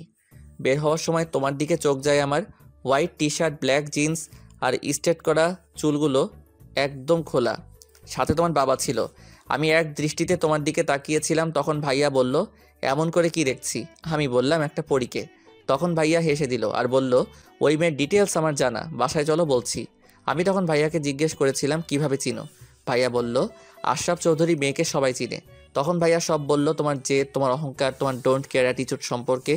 আমি তখন ভাইয়াকে প্রমিস করেছিলাম ওকে আমি আমার করব। তখন থেকে শুরু হলো আমার ভাবনা তোমায় নিয়ে। যতই ভাবতাম ততই ভালো লাগতো। লন্ডনে আমার রুমে তোমার ছবি লাগানো, সেইগুলো দেখতাম আর ভাবতাম কবেই তুমি বড় হবে। যখন আমার পিএইচডি কমপ্লিট হলো তখনই ভাইয়াকে বলে প্ল্যান করে তোমার ভার্সিটিতে যাই। প্রিন্সিপাল স্যার সব জানেন। আর যেদিন তোমায় চর মেরেছিলাম সেই দিন আমি নিজের হাত কেটেছি। এই দেখো। ইহিতার সামনে হাত বাড়িয়ে দিয়ে, বৌমনি খুব বকেছিল সেই দিন যখন তুমি আমার দেওয়া ড্রেসটা কেটে ফেলেছিলে। তখন অনেক রাগ হয় আমার, আর তাই আমি তোমাকে এইভাবে বিয়ে করে নিয়ে আসি। বলো, আমার ভাবনা আর আমার কাজে কি কোনো ভুল ছিল? একটাই তোর ভুল, সেইটা আমায় ভালোবাসা আর বিয়ে করা। সেই ভুল তুমি চাইলেই শুধরে দিতে পারো। মরে গেলেও না, কখনো তোকে মেনে নিব না আমি। শুনেছিস তুই? তাহলে তো আমার পাগলামি অ্যাপ্লাই করতে হবে আমার বউয়ের উপর। How dare you! তোর বউ কে? এই সুন্দরী আর পরীটা। চলো ঘুমাবে। তোর সাথে না। হ্যাঁ, আমার সাথেই, আর আমার বুকের উপরে। হোয়াট? ইহিতাকে আমি কোলে তুলে নিলাম। ইহিতা আমার পিঠে মারছে ওকে ছাড়ার জন্য, কিন্তু আমি শুনছি না। আমি ইহিতাকে ফুল দিয়ে সাজানো বিছানায় শুয়ে দিলাম। ইহিতা এক সাইড হয়ে শুয়ে পড়লো। আমি বিছানায় শুই আর ইহিতাকে টেনে ওর পাশে নিয়ে আসি। আমাকে তুই টাচ করবি না। তুই তোর মতো থাক আর আমায় আমার মতো থাকতে দে। না, তোমায় টাচ করার পুরো অধিকার আছে আমার, কিন্তু এখন যদি তুমি চুপচাপ আমার কাছে না ঘুমাও তাহলে তোমার সাথে নেক্সটে যা করব তার জন্য তুমি প্রস্তুত থাকবে না ইহিতা। সো বুঝতেই পারছো কি করব। ঈশান, তুই আমাকে তুলে নিয়ে বিয়ে করেছিস বলে আমার সব স্বাধীনতা আর চাওয়া পাওয়া হরণ করে নিসনি। আমাকে আমার মতো থাকতে না দিলে অবস্থা তোর আরো খারাপ হবে। ইহিতা চুপ করো, পাশে ভাইয়া ডুম, এত রাতে চেঁচালে তারা কি ভাববে? হোয়াট দা, আমার বুক সেলফ অফ মরিয়াম, মুখে হাত দিয়েছিস কেন? ঘুমাও তো, আর যেভাবে আছো সেইভাবেই ঘুমাও। ঈশান, ছাড় আমায়। এই মেয়ে তো আমার কথাই শুনছে না। স্কচ টেপ নিয়ে আসবো এখন, দেখো। তুই আমায়, আমি কিছু বলার আগেই ঈশান আমাকে কিস করে দেয় আর আমি চুপ হয়ে রাগী দৃষ্টিতে তাকিয়ে থাকি ঈশানের দিকে। আর ঈশান আমাকে জড়িয়ে ধরে ঘুমিয়ে যায়। আমি আনইজি তো ফিল করছি, সাথে রেগেও আছি। এই ছেলে পেয়েছেটা কি? যখন ইচ্ছে আমায় মারবে আর যখন ইচ্ছে আমায় কিস করবে। আমি সব রাগ একসাথে করে ঘুমিয়ে পড়ি। সকালবেলা আমি ঘুম থেকে জেগে দেখি ঈশান এখনো আমাকে জড়িয়ে ধরে ঘুমাচ্ছে আর আমার গলায় ঈশানের মুখের খোঁচা খোঁচা দাড়ি লাগছে। আমি একটু সরে গিয়ে উঠতে যাই, তখন দেখি আমার শাড়ির আঁচল ঈশানের পিঠের নিচে। আমি লজ্জায় শেষ হয়ে যাই। এই ঈশানকে ডাকলেই তো উঠে যাবে। এইভাবে আরো লজ্জা পাবো। এখন কি করব কিছুই ভেবে পাচ্ছি না। ঈশানের প্রতি রাগ হচ্ছে, কেন আমাকে জড়িয়ে ধরতে গেল। আমি নড়াচড়া করতে থাকি অস্থিরতায়। ঈশানের ঘুম ভেঙে যায় নড়াচড়াতে। ঈশান দেখে আমি জেগে গেছি আর কাপড় চোপড় ঠিক নেই, শাড়ি পরার অভ্যাস নেই। তাই ঈশান আমার দিকে তাকিয়ে মুচকি হাসি দেয়। আমার তো তখন রাগে গা জ্বলতে থাকে। আমি একটানে শাড়ির আঁচলটা পরে বিছানা থেকে উঠে শাড়িটা ঠিক করতে থাকি। পারছি না ঠিক করতে, আবার সব খুলে যাচ্ছে। আমি হাতের উপর মাথা রেখে মায়াবী দৃষ্টিতে দেখছি ইহিতার কর্মকাণ্ড আর হাসছি। আওয়াজ না করে হাসছি যাতে ইহিতা শুনতে না পায়। ইহিতার সিল্কি চুলগুলো জট করে আছে, গয়নাগুলো উলটপালট হয়ে সরে গেছে। ইহিতা যত শাড়ি ঠিক করেছে ততই খুলে যাচ্ছে। ইহিতা এবার প্রচণ্ড ক্ষেপে যায়, শাড়ি ফেলে দিয়ে বিছানায় বসে পড়ে। আমার দিকে একবারও তাকাচ্ছে না ইহিতা। আমি বিছানা থেকে উঠে ইহিতাকে দাঁড় করাই আর ইহিতার শাড়ি ঠিক করে দেই। ইহিতার চুল ঠিক করে দেয়। ইহিতা বিরক্ত হয়ে সহ্য করলো। ইহিতা রেডি হয়ে ভাবির কাছে গেল। ভাবি টেবিলে খাবার সার্ভ করছিল আর ভাইয়া কফি খাচ্ছিল। ইহিতা ভাবিকে বলল, গুড মর্নিং বৌমনি আর গুড মর্নিং ভাইয়া। Good morning Ihita. দুজন একসাথে বললাম। ঈশান কই? জানি না। আচ্ছা বসো তুমি। ইহিতা বসে পেপার পড়ছিল। ইহিতার বাবা আসলো। বাবাকে দেখে ইহিতা দাঁড়িয়ে যায় আর জড়িয়ে ধরে। চৌধুরী সাহেব আমার হাতে এক ব্যাগ ওষুধ দিয়ে যান, কিন্তু সবগুলোর নাম ওঠানো। আমি অবাক হয়ে যাই। আঙ্কেল, এই মেডিসিনগুলো কেন? ইতিরাকে প্রতিদিন 2টা করে খাইয়ে দিও, মনে করে প্লিজ। আমার মামিটাকে দেখো। কিন্তু আঙ্কেল, এতগুলো মেডিসিন, তাও নাম ছাড়া। আর কিসের ওষুধ এগুলো? আমার বুঝ হওয়ার পরেই দেখছি বাবা প্রতিদিন 2টা করে এই ওষুধ আমায় খাওয়ায়, কিন্তু কোনো দিন বলেনি কিসের ওষুধ। আঙ্কেল বলেন কিসের ওষুধ? এত কিছু বলতে পারবো না, আমার অফিসের টাইম হয়ে গেল, যেতে হবে। আর ঔষধগুলো খাইয়ে দিও প্লিজ। এ কথা বলে হনহন করে বেরিয়ে যায় হিতার বাবা। আমি আর আইমান দুজন দুজনের দিকে তাকিয়ে আছি। ইহিতা ওষুধগুলো নিয়ে ঘরে চলে আসে। ঈশানকে কেউ কিছু বলল না, সবাই নর্মালি নিল ব্যাপারটা, কিন্তু আমার মনে খটকা লেগে গেল। আমি সবাইকে খাবার সার্ভ করলাম, সবাই খেয়ে দিয়ে উঠে গেল। আমি আইমানকে বললাম ইহিতার ব্যাপারটা। আইমান আমাকে বলল, হবে হয়তো কিছু, বাদ দাও, খেতেই পারে। আমিও আর মাথা ঘামালাম না। আমি ইহিতাকে ওষুধ খেতে বললাম। ইহিতা ওষুধ খাওয়ার পর আমি ইহিতাকে ছবির অ্যালবাম দেখাতে বসলাম। পাশে ঈশান বসে জুস খাচ্ছে। আইমান অফিসে। আমি ইহিতাকে আগে আমাদের বিয়ের ছবি দেখালাম। ইহিতা হাসছে আর দেখছে, আর ঈশান ইহিতার দিকে মন্ত্রমুগ্ধ হয়ে তাকিয়ে আছে। এরপর আমি ঈশানের ছবি দেখালাম ইহিতাকে। আমি হা হয়ে দেখছি আর পাতা উল্টাচ্ছি। অনেক সুন্দর লাগছে ঈশানকে। এরপর আমি আর চোখে ঈশানকে দেখলাম। এমনিতেও ঈশান দেখতে মাশাআল্লাহ। একটু পর ঈশানের ফোনে ঈশানের বেস্ট ফ্রেন্ড নাদিরা কল করলো।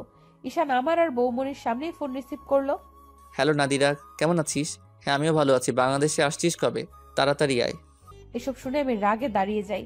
এরপর আমি সেখান থেকে ঘুরে চলে যাই আর ওয়াশরুমে গোসল করতে ঢুকি, কিন্তু কোনো কাপড় নিয়ে যাইনি। আমার সেই খেয়াল ছিল না। ডাক্তারের কথা শুনে আমি মাটিতে বসে পড়লাম আর হতভম্ব হয়ে ডাক্তারের দিকে তাকিয়ে রইলাম। ইহিতার বাবা চশমা খুলে ফ্লোরে বসে পড়লেন। আমি একদম নিস্তব্ধ হয়ে গেছি। আমার কি বলা উচিত বা কি বলবো সেটাই জানি না। কেবিন থেকে নার্স এসে ডাক্তারকে বলল, স্যার, পেশেন্ট তার বেবিকে দেখতে চাইছে, কি করব? যা করতে চাইছে করতে দাও, আটকিও না। আশরাফ, হিয়াকে হসপিটালে নিয়ে আয়। ভাইয়া খুব দ্রুত বাসায় ফোন করলো আর আম্মুকে বলল ইয়াকে নিয়ে ইমিডিয়েট হসপিটালে আসতে। ভাইয়া আমাকে উঠিয়ে কেবিনে নিয়ে গেল। আমি এক দৃষ্টিতে তাকিয়ে আছি ইহিতার দিকে। চোখগুলো লাল রঙের হয়ে গেছে। ইহিতার চোখ থেকে ঝর্ণা বইছে। কে কাকে কি বলবে কিছু বুঝতে পারছি না কেউ। ইহিতা আমার হাতের উপর হাত রাখলো। হিয়ার আব্বু, এই হিয়ার আব্বু, কথা বলবে না হিয়ার আম্মুর সাথে? কথাগুলো বলতে গিয়ে ইহিতার গলা ধরে আসছিল। আমি এখনো কিছু বলছি না, শুধু তাকিয়ে আছি। হিয়ার আব্বু শোনো, আমার হিয়াকে দেখো কিন্তু। তুমি তোমার খেয়াল রেখো আর কখনো আমায় মনে করে কেঁদো না কিন্তু। হিয়াকে সর্বোচ্চ দিয়ে ভালোবেসো। আমি থাকবো না তো কি হয়েছে, হিয়া তো আছে। একটা বিয়ে করো আমার ছোট্ট হিয়ার জন্য। আর শোনো, তাকে ভালোবেসো অনেক। আর একটা অনুরোধ রাখবে। ইহিতা, তুমি এসব কি বলছো? কিচ্ছু হবে না তোমার, আমরা আছি না। ভাইয়া ও কথা বলছে না কেন? ভাইয়া, ওকে কথা বলতে বলেন। ও কি একটা বার আমায় জড়িয়ে ধরবে না? ও এভাবে তাকিয়ে আছে কেন আমার দিকে? ও হিয়ার আব্বু, কথা বলো না একটু। হিয়ার আব্বু। ঈশান, এই ঈশান, ভাই ঈশান, ভাই আমার, একটাবার কথা বল। এইভাবে চুপ করে থাকিস না। দেখ, ইহিতা কাঁদছে, তোর ইহিতা কাঁদছে। একটাবার ওর সাথে কথা বল। এইভাবে চুপ করে থাকিস না। একা আমায় রেখে চলে যাবে? হিয়াকে রেখে চলে যাবে? আমার ভালোবাসা তোমার কাছে কিছুই ছিল না? হিয়ার আব্বু, একটা বার আমায় জড়িয়ে ধরো, একটা বার। ইহিতা উঠতে চেষ্টা করলো। ভাইয়া ইহিতাকে উঠিয়ে দেয়। ইহিতা আমাকে জড়িয়ে ধরলো। আমিও ইহিতাকে পাগলের মতো জাপটে ধরে আছি। ইহিতার চুলগুলো সব আমার হাতের মুঠো বন্দি হয়ে আছে। কেঁদে দুইজনেই গা ভাসাচ্ছি। ইহিতার আব্বু, ভাইয়া, ভাবি, ডাক্তার, নার্স সবাই কাঁদছে। ভাবি সামনে আগানোর সাহস পাচ্ছে না। এরই মাঝে বাবা মা হিয়াকে নিয়ে কেবিনে ঢুকলো। হিয়া কাঁদছে অনেক। হিয়ার কান্নার আওয়াজ শুনে ইহিতা হিয়ার দিকে তাকায় আর খুব দ্রুত হিয়াকে কোলে নেয়। ইহিতা হিয়াকে কোলে নেওয়ার পর হিয়া একদম চুপ হয়ে যায় আর ইহিতার দিকে ফ্যালফ্যাল করে তাকিয়ে থাকে। ইহিতা বুকের সাথে মিশিয়ে ফেলে হিয়াকে। আমি ইহিতাকে ছাড়ছি না। ইহিতার কপালের সাথে কপাল লাগিয়ে বললাম, এই ছোট্ট হিয়াটা কি থাকতে পারবে ওর আম্মুকে ছাড়া? ও হিয়ার আম্মু, তুমি প্লিজ কোথাও যেও না হিয়াকে আর আমাকে ছেড়ে। আমি বেঁচে থেকেও যে মরে যাব। ইহিতা সোনা, প্লিজ তুমি যেও না কোথাও। আমি পারবো না তোমাকে ছাড়া থাকতে। আমি কিভাবে থাকবো তোমাদের ছাড়া? আমি মরতে চাই না, আমি মরতে চাই না। ইহিতা, আমি তোমায় কোথাও যেতে দিব না, কোথাও না। তুমি আমার আর আমার কাছেই থাকবে। ইহিতা, আমায় একা করে দিও না। আমি পাগল হয়ে যাব ইহিতা, পাগল হয়ে যাব। হিয়ার আব্বু, আমার হিয়াকে দেখো আর ওকে কখনো কষ্ট দিও না। ওর জন্য একটা মা এনে দিও। চুপ করো তুমি। আমার ইহিতার কিচ্ছু হবে না, কিচ্ছু না। বাবা, আমাকে মাফ করে দিও। এতদিন অনেক অন্যায় করেছি। তুমি নিজের খেয়াল রেখো, হিয়ার সাথে থেকো। আর ওর জন্য একটা মিষ্টি মেয়েকে এনে দিও। আর ভাইয়া, বৌমনি, হিয়াকে দেখো। আর আমার এই পাগলটাকেও দেখো, আমার বাবাকেও দেখো। আম্মু, আব্বু, আমায় মাফ করে দিও। অনেক বেয়াদবি করেছি তোমাদের সাথে, মাফ করে দিও। আর তোমাদের হিয়াকে দেখে রেখো। আমার সবচেয়ে প্রিয় জিনিস দুটো রেখে যাচ্ছি, আমার ঈশান আর হিয়া। ওদের অযত্ন করো না। কেউ কিছু বলতে পারছে না, শুধু কাঁদছে। নার্সরা সবাই বেরিয়ে গেছে এই দৃশ্য সইতে না পেরে। মায়ের কোলে সন্তান রেখে মা মারা যাচ্ছে, এর থেকে দুর্ভাগা হয়তো এই দুনিয়ার কেউ নেই। আমি ঈশানকে ছেড়ে দিয়ে হিয়াকে ঈশানের কোলে দিলাম। কাঁদবে না একদম, আর ঠিক মতো খাওয়া দাওয়া করবে। হিয়াকে খাওয়াবে, গোসল করাবে, খেলবে ওর সাথে। সব দায়িত্ব তোমায় দিয়ে গেলাম, কিন্তু কোনো দায়িত্ব নিতে যদি ভুল করেছো তো দেখো। আমি কেমনে থাকবো ইহিতা? আমায় নিয়ে যাও না তোমার সাথে। তোমায় ছাড়া আমি কেমনে থাকবো বলো ইহিতা, বলো। তুমি কেন বুঝছো না ইহিতা ছাড়া? ঈশান আমার কথা শেষ করার আগেই ইহিতা আমার বুকের উপর মাথা কাত করে দেয় আর হিয়ার উপর এক হাত ফেলে দেয়। আমার তখন বুক ধুক করে ওঠে, আমার হাত কাঁপছে। ভাইয়া হিয়াকে নেয় আমার কাছ থেকে আর আমি ইহিতার মাথা নাড়িয়ে দেখি ইহিতা কথা বলছে না। আমি ইহিতার গাল ধরে বলি, ইহিতা, এই হিয়ার আম্মু, কোথায় গেলা তুমি? এই ইহিতা, ইহিতা। ইহিতার বাবা চুপ হয়ে যায় আর ডাক্তার আমাকে সরিয়ে দেয় ইহিতার সামনে থেকে। ভাবি সেন্সলেস হয়ে যায়। ভাইয়া হিয়াকে সিমির কাছে দিয়ে ভাবির জ্ঞান ফিরালো। ভাবি তখন ভাইয়াকে জড়িয়ে ধরে হাউমাউ করে কেঁদে দেয়। ইহিতার মুখের দিকে তাকিয়ে আছি আমি। হিয়া অনেক কান্না করছে। হিয়ার কান্না কেউ থামাতে পারছে না। আমি তখন হিয়াকে কোলে নেই। হিয়াকে কোলে নিয়ে আমি ইহিতার লাশের সামনে যাই।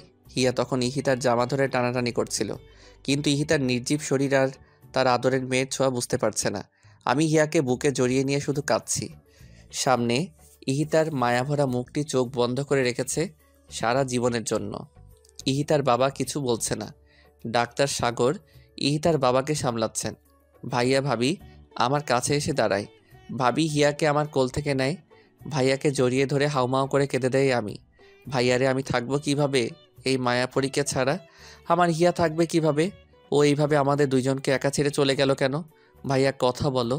আর কখনোই তো ও আমায় বলবে না খাইয়ে দাও, বলবে না দুষ্টামি করো না। ভাইয়া আমার বুকটা যে ফেটে যাচ্ছে রে ভাইয়া। ইহিতাকে এনে দাও ভাইয়া, এনে দাও। আমি মরে যাবো ওকে ছাড়া। ভাই তুই কাঁদিস না। তুই এইভাবে ভেঙে পড়লে হিয়ার আম্মুকে কে দেখবে বল?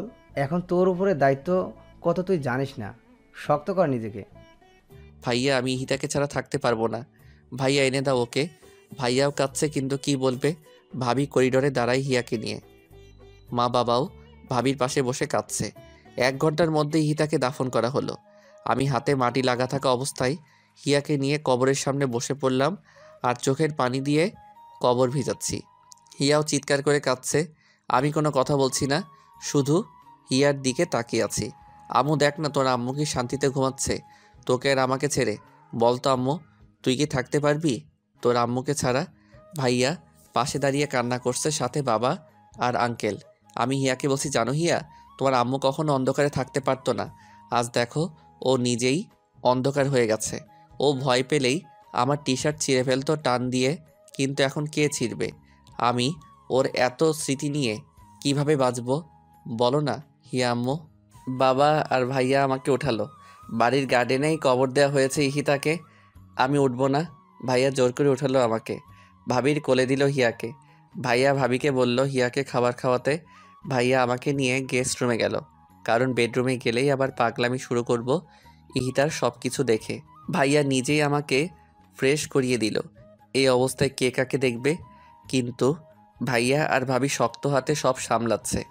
রাত যত বাড়ছে আমার কান্নার আওয়াজ তত জোরেই শোনা যাচ্ছে। দরজার বাইরে দাঁড়িয়ে সবাই কাঁদছে, কিন্তু কেউ আমাকে সান্ত্বনা দেওয়ার সাহস পাচ্ছে না। আমি এখনও বেডরুমে যাইনি। মাটিতে শুয়ে শুয়ে শুধু কাঁদছি। সারাদিনে কেউ কিছু খায়নি।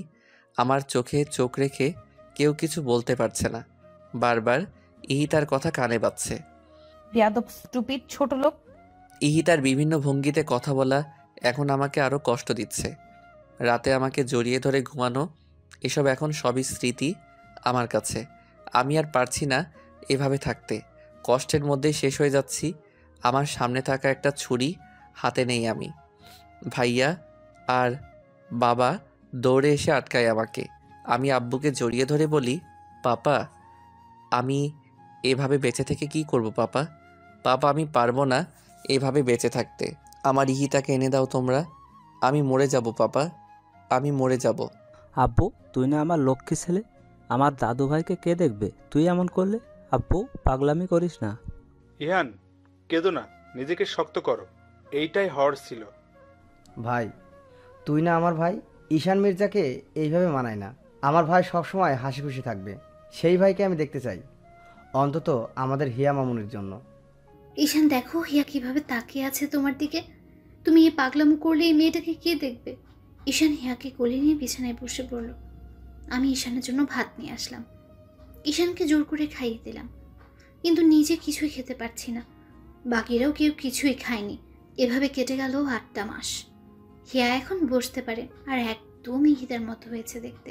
ঈশান আগের থেকে অনেক শান্ত হয়ে গেছে, কিন্তু ঈশানের কষ্টের সাক্ষী হয়ে থাকে প্রতিটা রাত। বাবা ঈশানকে কাজে ব্যস্ত রাখতে চান যাতে ঈশান ইহিতাকে ভুলতে পারে, তাই তিনি সমস্ত ব্যবসা ঈশানের উপর দিয়ে দিলেন।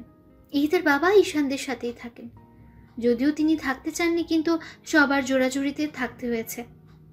আমি আর সিমি মিলে হিয়াকে দেখে রাখি। এখন সবাই মেনে নিয়েছে সব কিছুই, শুধুমাত্র হিয়ার দিকে তাকিয়ে। ঈশান আর এখন প্রকাশ্যে কাঁদে না। ইহিতা মারা যাবার 5 মাস পর্যন্ত ঈশান নিজের ঘরে যায়নি, কিন্তু এখন হিয়াকে নিয়ে ঈশান, ইহিতা আর ওর বেডরুমে থাকে। সারাদিন অফিস করে রাতে ফিরে যখন হিয়ার মায়াবী মুখটা দেখে তখন ঈশান সব ভুলে যায় আর ফ্রেশ না হয়ে মেয়ের সাথে খেলতে শুরু করে। তখন আমি এসে ঈশানকে বকা দেই আর তখন ঈশান ফ্রেশ হতে যায়। কিন্তু একটা রাত ঈশান ঘুমোতে পারে না, শুধুই ছটফট করে। ঈশান এর মাঝে হিয়াকে নিয়ে পার্মানেন্টলি লন্ডন যেতে চেয়েছিল, কিন্তু আমরাই যেতে দেইনি। এখন সবাই নতুন করে ঈশানের জীবন সাজিয়ে দিতে চাইছে, কিন্তু ঈশানকে কেউ কিছুই জানায়নি। এমনকি ইহিতার বাবাও চান ঈশান নতুন করে আবার জীবন শুরু করুক। একদিন আমি মিটিংয়ে রাঙামাটি যাই। ফেরার সময় হিয়ার সাথে লাইভ কন্ট্যাক্ট করতে করতে ফিরি। ভাবি হিয়ার সামনে ফোন দিয়ে রেখেছে আর আমি হিয়ার সাথে কথা বলছি। হিয়া এখন পাপা বলতে পারে। রাস্তায় আসার সময় হঠাৎ আমি গাড়ি ব্রেক করি। খুব দ্রুত গাড়ি ব্রেক করায় কলটা কেটে যায়। আমি সামনে তাকিয়ে দেখি একটা মেয়ে হাত দিয়ে ইশারা করছে গাড়ি থামানোর জন্য। আমি গাড়ি থামানোর সাথে সাথে মেয়েটা আমার গাড়িতে উঠে পড়ে। আমি রেগে যাই। হেই, হু আর ইউ? আমার গাড়িতে এইভাবে বসলেন কেন? আমি বাড়ি থেকে পালিয়ে এসেছি, প্লিজ গাড়ি স্টার্ট করুন, নয়তো ওরা আমায় ধরে নিয়ে যাবে। প্লিজ তাড়াতাড়ি চলুন না। হোয়াট? আপনি আমাকে বলছেন গাড়ি স্টার্ট করতে, আর আপনি কি বললেন? পালিয়ে এসেছেন? নামুন আমার গাড়ি থেকে। ননসেন্স কোথাকার, নামুন বলছি। প্লিজ আপনি এমন করবেন না, আমি অনেক বিপদে আছি। আপনি এখান থেকে চলুন প্লিজ, আপনাকে আমি সব বলছি। দেখে তো মনে হচ্ছে আজকে আপনার বিয়ে ছিল। তা বিয়ের স্টেজ থেকে কি পালিয়েছেন? প্লিজ আগে তো এখান থেকে চলুন, আপনাকে আমি সব বলছি। আমি গাড়ি স্টার্ট করে সেখান থেকে চলে এলাম। আমি অদ্রিকা, সিঙ্গাপুর থেকে দেশে ফিরেছি 3 দিন হলো, আর এসেই শুনি আমার ফুপি আমার বিয়ে ঠিক করেছেন। আমি বিয়ে করব না বলেই পালিয়ে এসেছি। তা বিয়ে কেন করবেন না? বয়ফ্রেন্ড আছে? আরে না, ওইসব কিছু না, সে অনেক কথা। সরি, আপনাকে আমি ঝামেলায় ফেলে দিলাম। নামবেন কোথায়? কোথায় নামবো জানি না, ঢাকাতে আমার কোনো রিলেটিভ থাকে না। আজীব তো, কোথায় নামবেন জানেন না আর আমার গাড়িতে উঠলেন। যদি কিছু মনে না করেন আপনাকে একটা কথা বলি। হুম। আপনি মেরিন রেজিস্ট্রিতে সাইন করতে পারেন, যাতে আমি আমার ফুপিকে দেখাতে পারি আমি ম্যারিড। কথা দিচ্ছি আপনার কোনো ঝামেলা হবে না। ফুপি ট্রাস্ট করলে আমি আপনাকে ছেড়ে দেব আর আমি বাইরে চলে যাব। লোকটা এই কথা শুনে গাড়ি খুব জোরে ব্রেক করলো আর বলল, কি বললেন আপনি? আসলে আমার ছেলে ফ্রেন্ডদের সবাইকে ফুপি চিনে তো, তাই নয়তো ওদেরই হেল্প নিতাম। নামুন আমার গাড়ি থেকে। Just get down from my car. আমি অদ্রিকাকে রাগে গাড়ি থেকে নামিয়ে দিলাম। অদ্রিকা অসহায়ের মতো তাকিয়েছিল আমার দিকে, কিন্তু আমি এতটাই রেগে গেছি বিয়ের কথা শুনে, যা বলার বাইরে। তাই আমি অদ্রিকাকে একা ফেলেই চলে গেলাম। কিছু দূর যাওয়ার পর ভাবি ফোন দেয়। ফোন রিসিভ করে বলো, বৌমণি। আর কতক্ষণ লাগবে আসতে? হিয়া কাঁদছে কিন্তু। ঘন্টাখানেক লাগবে বৌমণি। মেজাজ এত চওড়া কেন? এমনি। বলো কেন? এরপর আমি ভাবিকে সব বললাম। এসব শুনে ভাবি রেগে গেল আমার উপর। কাজটা তুমি ঠিক করলে না ঈশান। ভুল কি করেছি বৌমণি? ওই মেয়ের সাহস হয় কি করে আমার ইহিতার জায়গা চাওয়ার? মেয়েটা নিশ্চয়ই কোনো বিপদে পড়েছে তাই এমন করে বলেছে। তুমি যাও ওকে ফিরিয়ে নিয়ে আসো, আর সেটা আমি বলছি ঈশান। কিন্তু বৌমণি। কোনো কিন্তু না ঈশান, আদ্রিকাকে নিয়ে বাসায় ঢুকবে। ফোন রাখছি আমি। আমি এইবার কন্ট্রোলের বাইরে চলে গেলাম। রাগে গাড়ি ঘোরালাম আর গাড়ির স্পিড 85 কিলোমিটার পার আওয়ার করলাম। আমি যেখানে অদ্রিকাকে নামিয়ে দিয়েছিলাম সেখানে অদ্রিকা বসেছিল। ও কোনো ফোন আনেনি যে কাউকে ফোন করবে, আর কাকেই বা করবে ফোন। এসব ভেবে ভেবে অদ্রিকা পাগল হয়ে যাচ্ছে। আচমকাই আমার গাড়ি অদ্রিকার সামনে থামলো। অদ্রিকা আমাকে বলল, আপনি? গাড়িতে বসেন অ্যান্ড ফার্স্ট আমায় তাড়াতাড়ি বাসায় যেতে হবে। কিন্তু জাস্ট শাট আপ, যা বলেছি করুন। এরপর অদ্রিকা গাড়িতে বসলো।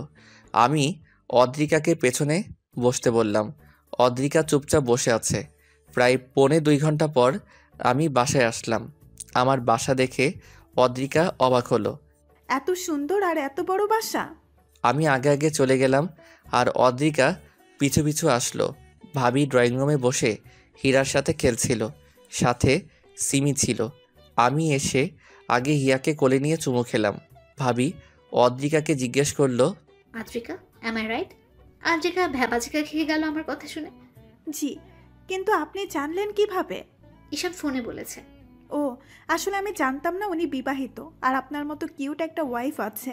ওনার আর এই মায়াপুরীটা আছে। সরি আমার ভুলের জন্য। তুমি কি বললে? ঈশান আমার ভাই হয়, আমার দেবরও। এই মেয়ের মাথায় প্রবলেম আছে বৌমনি, সেইটা তোমায় আগেই বলেছিলাম। তোমার জন্যই এই উটকো ঝামেলাকে আনতে হলো আমার। সরি, আমি বুঝিনি আসলেই। It's okay. তাহলে এই বেবিটা? ঈশানেরই মেয়ে। ও, বাবুর আম্মু কোথায়? আমার এই কথা শুনে ঈশান রেগে গেল আর বলল, গেস্ট হয়ে এসেছেন, সেই মতোই থাকবেন, বেশি কথা একদম বলবেন না। ওর কথা কিছু মনে করো না, ওর জীবনের রঙিন সময় হারিয়ে গেছে একটা আকস্মিক দুর্ঘটনায়। মানে? এরপর তিন্নি ভাবি আমাকে সব বলল।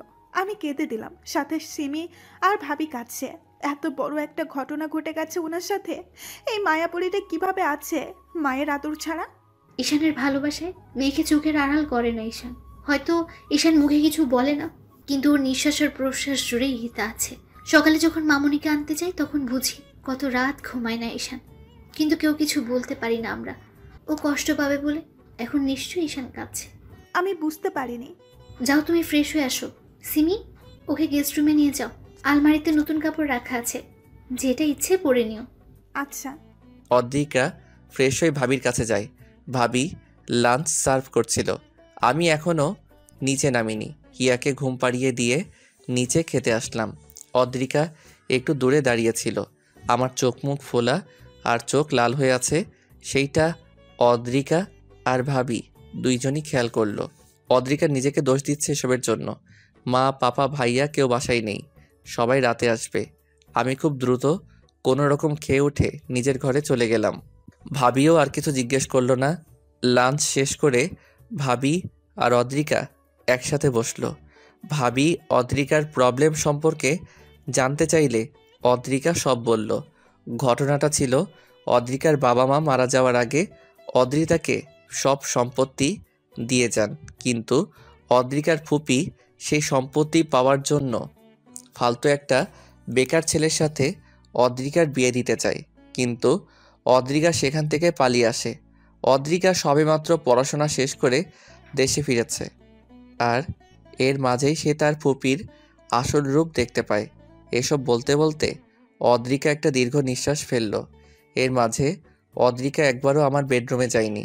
অদ্রিকা আসার পর ভাবি একজন সঙ্গী পেয়েছে, কিন্তু অদ্রিকার নিজেকে ঝামেলা মনে হচ্ছে। হঠাৎ করে অদ্রিকা নিজের অজান্তে আমাকে কষ্ট দিয়ে ফেলল। এসব ভেবে অদ্রিকার মন ভীষণ খারাপ। রাত পর্যন্ত আমি নিচে নামলো না। ভাবিও 3 বার গিয়ে হিয়াকে দেখে এসেছে, কিন্তু অদ্রিকা আসেনি একবারও আমার ঘরে। রাতে সবাই একসাথে ডিনার করলাম। রাতে যখন সবাই খেতে বসলো তখন সবাই ভাবিকে জিজ্ঞেস করছিল, এই মেয়েটা কে? এরপর ভাবি অদ্রিকার সব কথা বলল সবাইকে। আমি চুপচাপ খাচ্ছি, আর হিয়া সিমির কোলে। অদ্রিকাকে দেখে হিয়া অদ্রিকার কোলে আসতে চাইছে। অদ্রিকাও ছটফট করছে হিয়াকে কোলে নেওয়ার জন্য। এরপর অদ্রিকা খাওয়া শেষ না করেই হিয়াকে কোলে নিল। হিয়াকে কোলে নেওয়ার পর হিয়া অদ্রিকার চুল ধরে হেসে দেয়। অদ্রিকা হিয়াকে চুমু দিল। এরপর হিয়াকে কোলে নিয়ে খাওয়া শেষ করলো অদ্রিকা। সবাই হিয়ার দিকে তাকিয়েছিল। কতটা খুশি হয়েছে হিয়া অদ্রিকাকে পেয়ে।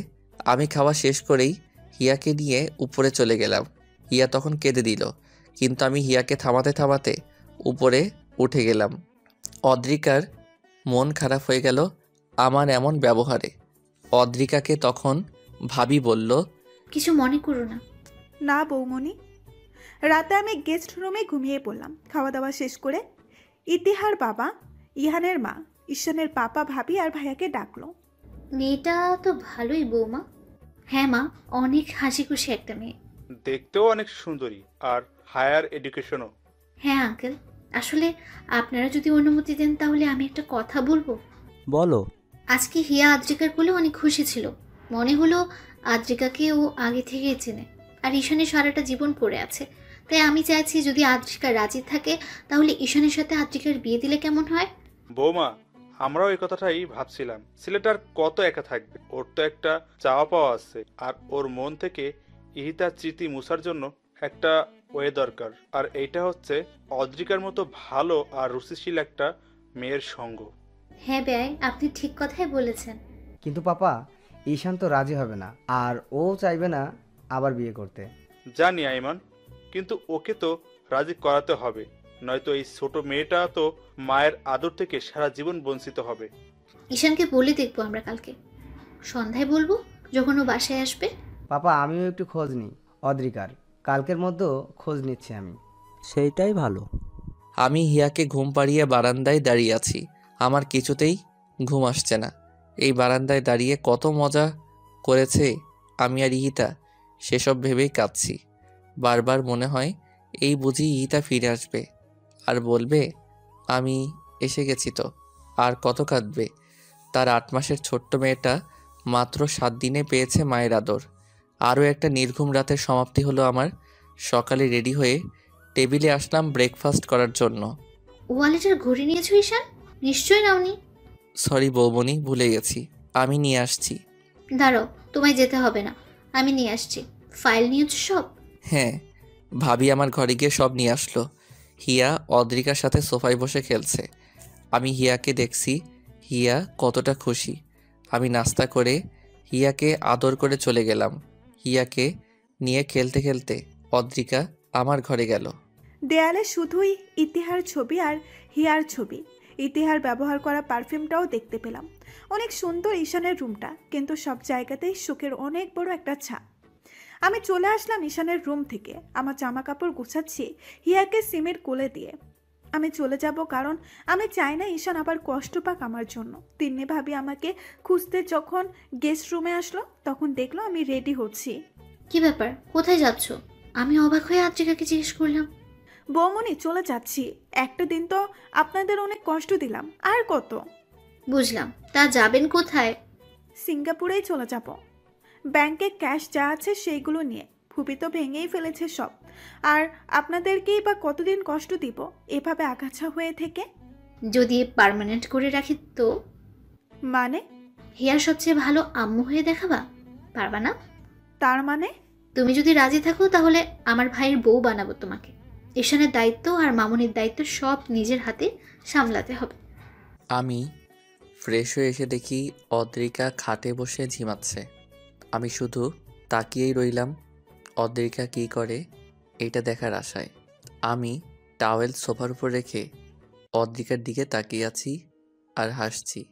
অদ্রিকা বসে বসে কিভাবে ঝিমাচ্ছে এইটা দেখে এক পর্যায়ে আমি জোরে হেসে দেই, আর অদ্রিকা চোখ তুলে দেখে আমি হাসছি।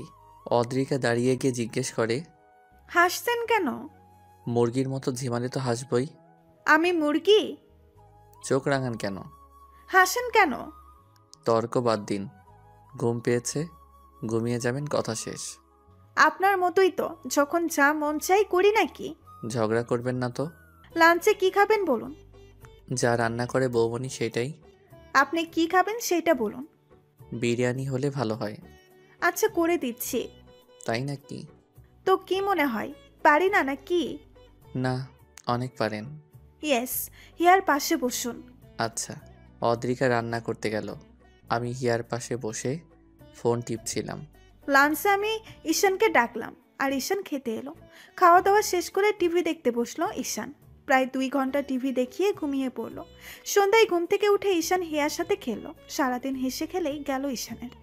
রাতে ঘুমানোর সময় আমি ঈশানকে বললাম, খাটে শুবেন ঠিক আছে, কিন্তু হিয়ার উপরে হাত তুলে দেন কেন? ব্যথা পায় না? আমি তো বুঝি নাই, বুঝলে তো আর দিতাম না। আমি মাছে শুচ্ছি। এই না, আমি গেস্ট রুমে চলে যাই, আপনি হিয়াকে নিয়ে এখানে থাকেন। পা কেটে দিব একদম, এখানেই ঘুমাবেন, আর আমি মাঝেই শুব। একবার না বলেছি না? অদ্রিকা আর কোনো তর্ক না করে লাইট অফ করে আমার পাশে শুয়ে পড়ল। আমার দিকে তাকিয়ে বলল, আপনার স্ত্রী হই না এখন আমি? কেন আমাকে এভাবে দূরে সরিয়ে রাখছেন বলুন তো? কষ্ট হয় না আমার? ঈশান কিছু না বলে কিছু স্পেস রেখে মুখ ঘুরিয়ে শুয়ে পড়ল। আমি ওই হিয়ার দিকে তাকিয়ে শুয়ে পড়লাম। সকালবেলা ঈশান অফিসে চলে গেল। এদিকে সবাই মিলে ঈশানকে সারপ্রাইজ দেওয়ার জন্য গতকালকেই প্ল্যান করে রেখেছে আজ ঈশানের বার্থডে। সবাই মিলে সব রেডি করলো। সারা দিন ধরে আমি রান্না বান্না করলাম, হিয়াকে রেডি করালাম। সন্ধ্যার আগে আগে কেক নিয়ে আসলো ভাইয়া। কেকটাতে ঈশান আর হিয়ার ছবি। অসম্ভব সুন্দরভাবে আয়োজন করলো ভাইয়া আর ভাবি। ঈশানের গাড়ির আওয়াজ শুনে সবাই বাড়ির সব লাইটস অফ করে দিল। হঠাৎই লাইট অফ হয়ে যায়। ঈশান ফোনের ফ্ল্যাশ লাইট জ্বালিয়ে বাড়িতে ঢোকে। আমি সম্পূর্ণ ইতিহার মতো করে সেজেছি, ইতিহার শাড়ি আর গহনা পরে ইতিহার মতো হেয়ার স্টাইল করেছি। ঈশান দরজার সামনে আসতেই সব কয়টা রঙিন বাতি জ্বালিয়ে দিল ভাইয়া। সবাই ঈশানকে উইশ করলো, শুধু আমিই করলাম না। আমি হিয়াকে কোলে নিয়ে সিঁড়ির পাশে দাঁড়িয়ে আছি। যখন বাড়ির সম্পূর্ণ আলো জ্বলালো তখন ঈশান আমাকে দেখে হাত থেকে ফোন ফেলে দিল। ঈশান বিশ্বাস করতে পারছে না কে এটা। ঈশান দৌড়ে আমার সামনে আসে আর বাহু ধরে পা থেকে মাথা পর্যন্ত সব দেখে স্পষ্ট স্বরে বলে, ইহিতা তুমি? শুভ জন্মদিন মাই লাইফ। আমি তখন অদ্রিকার বাহু ছেড়ে দেই আর ছোট্ট একটা থ্যাঙ্কস দেই। আমি সম্পূর্ণ ভেঙে পড়েছি অদ্রিকাকে এইভাবে দেখে। বারবার অদ্রিকার দিকে তাকাচ্ছি আর অদ্রিকা আমার দিকে। আমি আর অদ্রিকা মিলে কেক কাটলাম। অদ্রিকা আমাকে খাইয়ে দিল, কিন্তু আমি অদ্রিকাকে খাওয়ালাম না। কেক কেটেই আমি নিজের ঘরে চলে গেলাম। সবাই বুঝতে পেরেছে ঈশানের কোথায় আঘাত লেগেছে, কিন্তু আমি তো ইচ্ছে করে এমন করিনি। হয়েছে ওই সব বন্ধ হয়ে গেল। আমি ভাবির কোলে হিয়াকে দিয়ে উপরে চলে গেলাম। আমি ঈশানকে ঘরে না পেয়ে ছাদে গেলাম। গিয়ে দেখি ঈশান কাঁদছে। ছাদের এক কোণে দাঁড়িয়ে ঈশান কাঁদছে আর সেটা আমি দাঁড়িয়ে দাঁড়িয়ে দেখছি। আমি খুব দ্রুত হেঁটে ঈশানের কাছে গেলাম। ঈশানকে নিচের দিকে ঘোরালাম। ঈশানের ঘামে ভেজা শরীরটাকেই জড়িয়ে ধরলাম। ঈশানকে জড়িয়ে ধরেই কেঁদে দিলাম। ঈশান আমাকে সরাতে চাইলেও আমি সরাতে দেইনি। কেন এমন করছেন আমার সাথে বলুন তো? আমিও তো একটা মানুষ। আজ এক সপ্তাহ ধরে এসব সহ্য করছি। নিজে তো কষ্ট পাচ্ছেন, সাথে আমাকেও কষ্ট দিচ্ছেন। আচ্ছা আমাকে একটা কথা বলুন তো, ইতিহা আপুর স্মৃতি নিয়ে বাঁচতে পারবেন সারা জীবন, নাকি এভাবেই নির্জীব মানুষের মতো জীবন কাটিয়ে দিবেন? ঈশান একটা মেয়ে আর কত সহ্য করার ক্ষমতা রাখে বলুন তো আমায়? আমার সামনে আপনি সারাক্ষণ ইতিহা আপুর জন্য কষ্ট পান, সেটা কি আমার খুব ভালো লাগে? আজ এখানে দাঁড়িয়ে কাঁদছেন, কেন কাঁদছেন? জবাব দিন আমায়। আমাকে আষ্টে পৃষ্ঠে জড়িয়ে আছে অদ্রিকা। সরাতেও পারছি না, আর কিছু বলতেও পারছি না। অদ্রিকা আমার শার্ট মুঠো করে ধরে বুকে মাথা দিয়ে কাঁদছে। আমি শুধু রাতের আকাশ দেখছি আর চোখ দিয়ে পানি ঝরাচ্ছি। কিছুক্ষণ পর অদ্রিকা আমাকে ছেড়ে দিয়ে নিচে চলে এলো। অদ্রিকা ফ্রেশ হয়ে খাটের উপর বসে মাথা নিচু করে কাঁদছিল। প্রায় 10 মিনিট পর আমি ঘরে আসি। অদ্রিকাকে কাঁদতে দেখে আমি কিছু বললাম না। অদ্রিকা দেখেনি আমি এসেছি। অদ্রিকা ওয়ালেট রাখার আওয়াজ শুনে আমার দিকে তাকিয়ে চোখ মুছে ফেলল। আমি ফ্রেশ হয়ে অদ্রিকাকে নিয়ে খেতে গেলাম। সবাই একসাথে ডিনার করলাম। অদ্রিকা খাবার নাড়াচাড়া করে কিছু মুখে না দিয়েই ইয়াকে নিয়ে গেস্ট রুমে ঘুমাতে গেল। অদ্রিকা যে খায়নি তা আমি খুব ভালোভাবে খেয়াল করলাম, কিন্তু কিছু বললাম না। আমি খেয়ে উঠে গেলাম। ঘরে গিয়ে দেখি অদ্রিকা আর হিয়া ঘরে নেই। গেস্ট রুম লক দেখে বুঝতে পারি অদ্রিকা এভাবেই আছে। দরজা নক করলাম। অদ্রিকা দরজা খুলে দিয়ে ভেতরে চলে আসে। আমি অদ্রিকাকে বললাম, তোমার ঘর এটা নয় অদ্রিকা। অদ্রিকা বিস্ময় নিয়ে আমার দিকে তাকায়। কান্না করার পর চোখ নাক মুখ লাল হয়ে আছে অদ্রিকার। ঈশান কি সত্যি আমাকে তুমি বলল? ঈশান আবার বলল, হিয়াকে কোলে নাও আর ঘরে আসো। আমি আবারও অবাক হয়ে যাই ঈশানের কথা শুনে। এইবার ঈশান নিজেই হিয়াকে কোলে নিয়ে আমার হাত ধরে ঘরে নিয়ে যায়। হিয়া ঘুমিয়ে পড়েছে, তাই ঈশান হিয়াকে বাম পাশে খাটে শুয়ে দিল। ঈশান দরজা লক করে দিল। আমাকে খাটে বসে থাকতে দেখে ঈশান আমার হাত ধরে আমার কোলে শুয়ে পড়ল। আমি অবাকের উচ্চ সীমানায় পৌঁছে গেছি ঈশানের এমন ব্যবহার দেখে। ঈশান আমার হাতে চুমু দিল। আমি কেঁপে উঠলাম। ঈশান আমার মাথা নিচু করে আমার ঠোঁটে চুমু দিল। আমি এবার ঈশানকে জিজ্ঞাসা করলাম, আপনি ঠিক আছেন? কি করছেন এসব? আমি অদ্রিকার প্রশ্ন শুনে উঠে বসলাম। মায়াবী দৃষ্টিতে তাকালাম অদ্রিকার দিকে।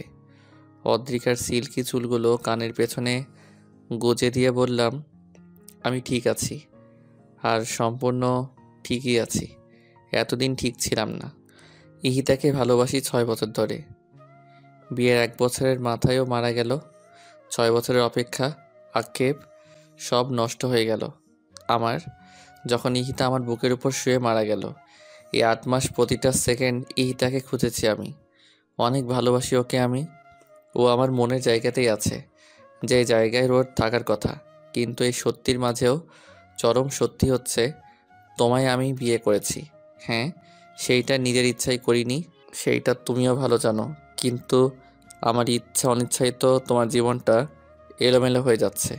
ইহিতা আজ নেই, কিন্তু ওর স্মৃতি তো থাকবে আমার কাছে সারা জীবন। তোমায় বিয়ে করেছি কষ্ট দেওয়ার জন্যে নয়, কিন্তু সেই কষ্টটাই তুমি পাচ্ছ। তোমায় কষ্ট দেওয়ার কোনো অধিকার নেই আমার।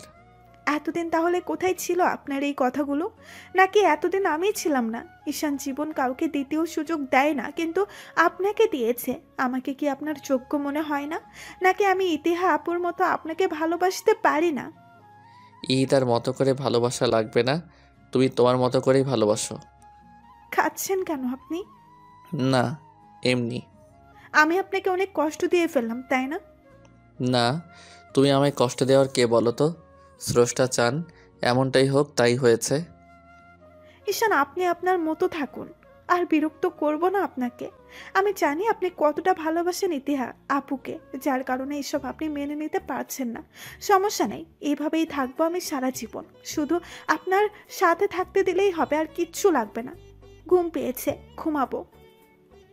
অদ্রিকা পিছু হাঁটতে নিলে আমি অদ্রিকাকে এক টানে নিজের কাছে নিয়ে আসি। অদ্রিকার মাথা আমার বুকের সাথে বাড়ি খায়, চুলগুলো খুলে গেছে। আমি অদ্রিকাকে বললাম, ইহিত আমার অতীত আর তুমি বর্তমান।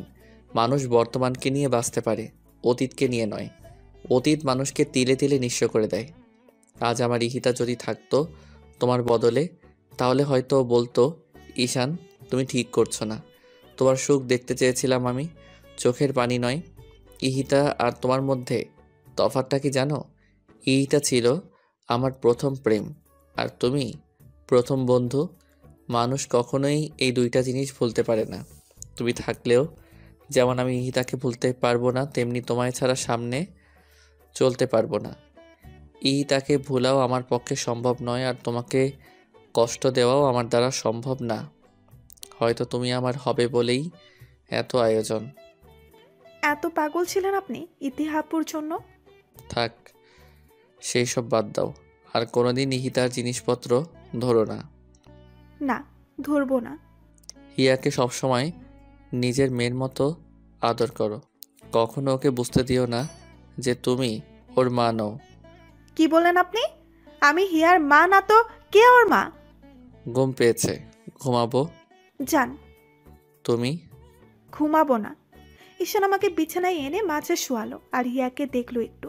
এরপর ঈশান আমাকে জড়িয়ে ধরে ঘুমিয়ে পড়লো। ঈশানের দিকে তাকিয়ে আছি আর মনে মনে বলছি, এই ছেলেটাকে আর কোনো দিন কষ্ট দেওয়া যাবে না। জীবনে অনেক কষ্টটাই পেয়েছেও। আর ইতিহার নাম বলবো না আমি ঈশানের সামনে। এরপর আমিও ঘুমিয়ে পড়লাম। সকালে ঘুম থেকে উঠে দেখি ঈশান আর হিয়া দুজনেই ঘুমাচ্ছে। আমি উঠে যাই, ফ্রেশ হয়ে ঈশানের জন্য খাবার রেডি করলাম। আমি আজ আদ্রিকার মুখে অন্যরকম খুশির ঝলক দেখতে পাচ্ছি। রান্নাঘরে গিয়ে আদ্রিকাকে জিজ্ঞেস করলাম, ব্যাপার কি? লোভ বাইট নাকি অন্য কিছু? কিছুই না বৌমনি। ঈশান কই? ঘুমান। উঠে নেই? না। দেখে দাও, অফিসে যাবে না? কটা বেজে গেছে? হ্যাঁ বৌমনি, যাচ্ছি। তুমি একটু দেখো এগুলো। আমি রান্নাঘর থেকে বেরিয়ে দেখলাম ঈশান নামছে হিয়াকে কোলে নিয়ে। আমি এগিয়ে গিয়ে হিয়াকে কোলে নিলাম। ঈশানকে জিজ্ঞাসা করলাম, অফিসে যাবেন না? না। কেন? পরে বলবো। জুস দিয়ে যাও। দিচ্ছি। শরীর খারাপ না তো আবার? আরে না, হিয়াকে দিয়ে যাও আমার কাছে। অদ্রিকা আমাকে জুস এনে দিল। আমি পিয়াকে ফোন করে বললাম, আগামী 7 দিন সে অফিসে যাব না। সব যেন ম্যানেজ করে ম্যানেজার আর ও মিলে। অদ্রিকা আমাকে জিজ্ঞেস করলো, 7 দিন যাবেন না কেন? বলবো তো। ব্রেকফাস্ট সার্ভ করো। করছি, আসেন। সবাই মিলে একসাথে ব্রেকফাস্ট খেতে বসলাম। ঈশান খাবার মাঝে সবাইকে বলল, আমি আজ রাতের ফ্লাইটে কক্সবাজার যাচ্ছি অদ্রিকা আর হিয়াকে নিয়ে। সবাই অবাক হয়ে গেল, সাথে অদ্রিকাও। আমরাও ভাবছিলাম তোর বাইরে যাওয়া দরকার, দেশের বাইরে যা। না ভাইয়া, হিয়া বড় হলে বাইরে যাওয়ার প্ল্যান করব। অফিসে তাহলে আমি বসছি, তুই ঘুরে আয়। হুম। ঈশান আমাকে নিয়ে ঘুরতে যাবে এই কথা ভেবেই আমি লাফাচ্ছি। ব্রেকফাস্ট টেবিল থেকে হিয়াকে নিয়ে ঘরে গেলাম। ঈশান খাওয়া শেষ করে ঘরে এলো। ঈশানকে দেখে আমি ঈশানের কাছে এগিয়ে যাই হিয়াকে কুলে নিয়ে। ঈশানকে জিজ্ঞাসা করলাম, আমরা কি সত্যি আউটিংয়ে যাচ্ছি? হুম। বিশ্বাস হচ্ছে না। হিয়াকে আমার কাছে দিয়ে তুমি রেডি হও, বিশ্বাস হওয়া লাগবে না। যাব তো রাতে, এখন কিসের রেডি? কিছু লাগলে বলো, অর্ডার করে দেই। আর কাপড় গোছাতে হবে না? হ্যাঁ, তা তো হবেই। সেগুলোই করো এখন, আমি হিয়াকে দেখছি। আচ্ছা, আমি যাওয়ার জন্য সম্পূর্ণ তৈরি। সন্ধ্যার পর ঈশান আমি হিয়াকে নিয়ে রেডি হয়ে নিচে নামলাম। ঈশান হোয়াইট শার্ট আর ব্ল্যাক জিন্স পরেছে, আমি ব্ল্যাক শাড়ি আর গা ভর্তি গহনা। হিয়াকে আমি টি শার্ট আর শর্ট পরিয়েছি। আমাদের দেখতে ভীষণ সুন্দর লাগছে। সবার কাছ থেকে বিদায় নিয়ে ঈশান এয়ারপোর্টের উদ্দেশ্যে রওনা দিল। ড্রাইভার গাড়ি চালাচ্ছে আর আমরা পেছনে বসে আছি। ঈশানের কোলে হিয়া। ঈশান হিয়ার সাথে কত কথা বলছে, আমি সেই কথাগুলো মনোযোগ দিয়ে শুনছি আর হাসছি। ঈশান আমার দিকে এক নজর তাকিয়ে আবার হিয়ার সাথে মজা করা শুরু করে। 1 ঘন্টা পর ঈশান এয়ারপোর্টে গিয়ে পৌঁছালো আর সব ফর্মালিটি মেনটেন করে প্লেনে উঠলো আমাদের নিয়ে। বিমান ফ্লাই হবার পর বেশিক্ষণ লাগেনি কক্সবাজার পৌঁছাতে। মধ্যরাতে হিয়াকে আর আমাকে নিয়ে ঈশান বুক করা হোটেলে ওঠে। হোটেল রুমে গিয়ে ঈশান হিয়াকে বিছানায় শুয়ে দেয়, কারণ হিয়া ঘুমিয়ে গেছে। এরপর ঈশান আর আমি ফ্রেশ হই। ঈশান কফি খাচ্ছিল, তখন আমি ভেজা চুল নিয়ে ঈশানের পাশে দাঁড়ালাম। ঈশান কফির মগটা রেখে আমার সামনে এলো, আমার কাঁধে হাত রেখে বলল, এত রাতে গোসল না করলেও পারতে, ঠান্ডা লেগে যাবে। করে ফেললাম। একা একা কফি খাচ্ছেন কেন? তোমারও আছে, ড্রেসিংয়ের উপরে দেখো। নিয়ে আসছি। আমরা দুইজন মিলে কফি খেলাম আর গল্প করলাম অনেক। ঈশান বেশিরভাগই ইতিহার কথা বলেছে, কিন্তু আমার রাগ হয়নি, বরং আরও জানার আগ্রহ বেড়েছে। প্রায় ভোর, তখন আমি আর ঈশান ঘুমাতে চাই। দুইজন একসাথেই শুয়ে পড়লাম।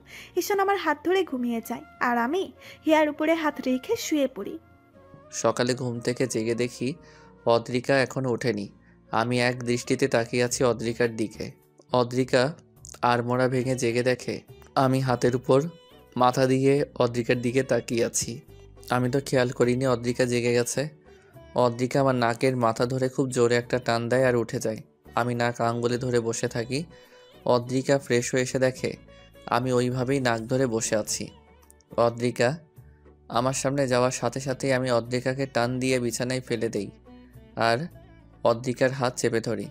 অদ্রিকা হতভম্ব হয়ে যায়। আমি অদ্রিকার নাকের উপর নাক রেখে বললাম, আমার নাক ধরে টান দিয়েছ, এর শাস্তি কি হতে পারে জানো? যাই হোক, আমি নিতে প্রস্তুত। রাতে দিব, এখন নয়। হিয়া উঠে গেছে, চলো বাইরে থেকে ঘুরে আসি। আগে তো আমায় উঠতে দিন, নইলে কিভাবে উঠবো? আচ্ছা উঠো। আমি টি শার্ট আর ট্রাউজার পরে হিয়া আর অদ্রিকাকে নিয়ে বের হই। অদ্রিকা জিন্স টি শার্ট আর লং কোটি পরেছে, চুলগুলো ছাড়া। আমার কোলে হিয়া আর অদ্রিকা আমার হাত জড়িয়ে ধরে আছে। সি বিচে গিয়ে দুইজন মিলে অনেক আনন্দ করলাম।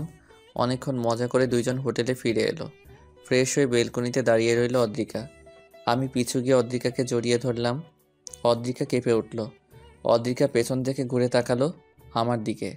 আমার চোখে মুখে স্পষ্ট হয়ে উঠেছে অদ্রিকাকে কাছে পাওয়ার আকুলতা। অদ্রিকা বিছানায় তাকিয়ে দেখছে হিয়া ঘুমিয়ে আছে। অদ্রিকা আমার গলা জড়িয়ে ধরল। আমার নিঃশ্বাস পড়ছে অদ্রিকার চোখে আর মুখে। অদ্রিকা বলল, বাবুর 1 বছর হতে আর বেশি দিন বাকি নেই। আমি চাই হিয়ার জন্মদিন ধুমধাম করে উদযাপন করা হোক, আর ইতিহা আপুর মৃত্যুবার্ষিকী গ্রামে করব, এখানে নয়। আমিও তাই ভাবছিলাম। হিয়ার 1 বছর পূর্ণ হওয়ার দিন থেকে ঠিক 7 দিন পরেই তো ইহিতার মৃত্যুবার্ষিকী। এই জায়গায় কতদিন থাকছি? মাত্রই তো আসলাম, এখনই যাওয়ার চিন্তা করলে কিভাবে হবে? একটা কথা জিজ্ঞেস করি, হুম। আপনি কি শুধু দায় সরাতে আমায় মেনে নিয়েছেন, নাকি ভালোবেসে? ভাবতে হবে। অদ্রিকাকে রাগানোর জন্য এই কথা বললাম। আচ্ছা ভাবুন। ভাবছি আর একটা বিয়ে করি, তাহলে হ্যাট্রিক হয়ে যাবে। আবার এটাও ভাবছি এইবার যাকে বিয়ে করব তার ঘরে একটা ছেলে সহ করব। কি বলো? বিছানায় শুয়ে আমি অদ্রিকার দিকে তাকিয়ে কথাগুলো বললাম। অদ্রিকা আমার কথা শেষ হওয়ার সাথে সাথেই আমার বুকের উপর শুয়ে আমাকে জড়িয়ে ধরলো আর বলল, সেদিন আর ঈশান মির্জা দুনিয়াতেই থাকবে না। তাহলে কোথায় যাবে? আমি অদ্রিকাকে জড়িয়ে ধরলাম। ওপারে আর সাথে অদ্রিকা আর হিয়া। থাপ্পড় মারবো আবার এই কথা বললে। প্রথম ভালোবাসা ধরে রাখতে পারিনি, বাঁধন ছিঁড়ে বেরিয়ে গেছে। শেষ ভালোবাসা আর হারাতে চাই না। ইতিহা আপু, যেই বাঁধন ছিঁড়ে গেছে সেই বাঁধন তো একদিন আমাকেও ছিঁড়তে হবে। অদ্রিকা চুপ। আমিও পরম শান্তিতে ঈশানকে জড়িয়ে ধরলাম। দুজনে হারিয়ে গেলাম ভালোবাসার মায়ার জগতে। আদ্রিকা, ঈশান আর হিয়া 8 দিন কক্সবাজার অনেক আনন্দে কাটিয়েছে। বাসায় ফেরার পর আদ্রিকা আর ঈশানের মধ্যে প্রাপ্তি আর তৃপ্তির একটা সুখ অনুভব করলাম। দুজনকে সুখে দেখে নিজের অজান্তে হেসে দিই আর ওদের জন্য দোয়া করি। এরপর থেকে তার বাবা আদ্রিকাকে নিজের মেয়ে বলে ডাকেন। আইমান আদ্রিকার ফুপ্পির কাছ থেকে আদ্রিকার সমস্ত সম্পত্তির উইল এনে দিয়েছে আদ্রিকাকে। আদ্রিকা সেদিনই সব সম্পত্তি হিয়ার নামে উইল করে দেয় আর পেপার আইমানের কাছে রেখে দেয়। অনেকদিন পর মির্জা পরিবারে আবারও আলো জ্বালালো আদ্রিকা। সবার মুখে এখন একটা তৃপ্তির হাসি। সারা বাড়ি মাথায় করে রাখে আমি, আদ্রিকা আর হিয়া মিলে। 2 মা 1 মেয়ের পিছু ছুটে আর চেঁচামেচি করি।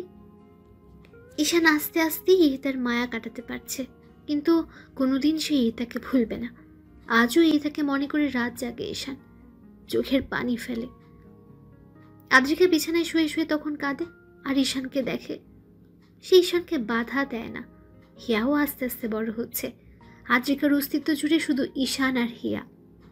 6 বছর পর। ওই, আমাকে সুন্দর লাগছে তো, নাকি বুড়ি হয়ে গেছি? অদ্রিকা, এটা কি বললা? তুমি এত তাড়াতাড়ি বুড়ি হয়ে যাবা?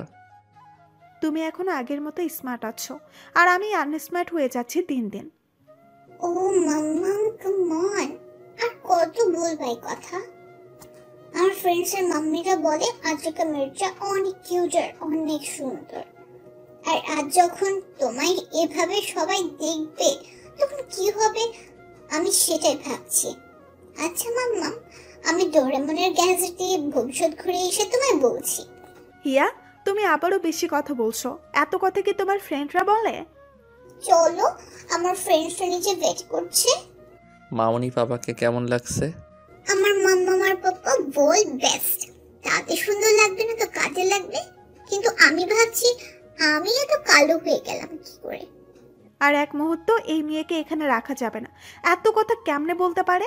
আমার কোলে আসো, কেক কাটবে, চলো, লেট হয়ে যাচ্ছে। আমার প্রিন্সেসকে অনেক কিউট লাগছে। ড্রেসটা তো মাম্মাম এনে দিয়েছে, তাই মাম্মামের মতোই কিউট লাগছে, বুঝেছো পাপ্পা? কেন, তোমার পাপা কিউট না? বৌমনি, বৌমনি, কিরে, কি হলো? নিচে আয়। বৌমনি, এই পাগল দুটাকে সামলাও প্লিজ, নয়তো আমাকে কোথাও রেখে আসো। কেন আবার কি করেছে ওরা? মামনি, আবার কি করেছো তুমি? আজকেও মাম্মামকে রাগিয়ে দিয়েছো? আমি রাগাতে চাইনি তো বড় আব্বু, মাম্মাম এমনিতেই রেগে যায় আর বড় আম্মুর হেল্প নিয়ে আমাকে থামানোর জন্য। আমার বুড়িটা দিন দিন পেকে যাচ্ছে। দেখ বড় আব্বু, কি বলো, বুড়ি তো হচ্ছে মাম্মাম। এই কথা বলেই আইমানের কোল থেকে হিয়া নেমে দৌড়ে নানু ভাই আর দাদু ভাইয়ের কাছে চলে যায়। ঈশান সহ সবাই মুখ চেপে হাসছে আর আদ্রিকার মাথায় আগুন। ঈশান হঠাৎ আদ্রিকাকে কোলে তুলে নেয় আর নিচে নিয়ে আসে। আজ হিয়ার 7ম জন্মবার্ষিকী। হিয়ার জন্য আদ্রিকার কোনো সন্তান নেয়নি। ঈশান আর হিয়াকে ঘিরেই এখন আদ্রিকার জীবন। ঈশান অফিস থেকে ফেরার পর আদ্রিকা আর হিয়ার মুখ দেখেই সব ভুলে যায়। হিয়া জানে না এই হিতা নামে কেউ তার আসল মা। হিয়া ঈশান আর আদ্রিকাকে সবসময় ওয়ার্ল্ড বেস্ট প্যারেন্টস বলে। আদ্রিকা কেঁদে দেয়, হিয়াকে জড়িয়ে ধরে। তখন কোনো কিছুর অভাব আর অপূর্ণতা নেই ঈশান আর আদ্রিকার সংসারে। তবে ঈশান সবসময় হিতার কবরের পাশে বসে কাঁদে। আদ্রিকা তখন ঈশানকে জড়িয়ে ধরে। এভাবেই আদ্রিকা সবসময় ঈশানকে সাপোর্ট দিয়ে আসছে। ঈশান ওর জীবনে আদ্রিকার ভূমিকা কোনো দিন অস্বীকার করবে না। এখনো ঈশান খোলা রাস্তায় হেডলাইটের আলোতে বসে আদ্রিকাকে নতুন করে যায়, নতুন করে প্রপোজ করে আদ্রিকাকে। তখন আদ্রিকা শাড়ির আঁচল ধরে ঈশানের মায়া ভরা মুখের দিকে তাকিয়ে নিঃশব্দে কেঁদে দেয়। এভাবেই যুগ যুগ ধরে বেঁচে থাকুক ঈশান আর আদ্রিকার অমর আর পবিত্র প্রেম। ধন্যবাদ সবাইকে আমাদের পাশে থাকার জন্য।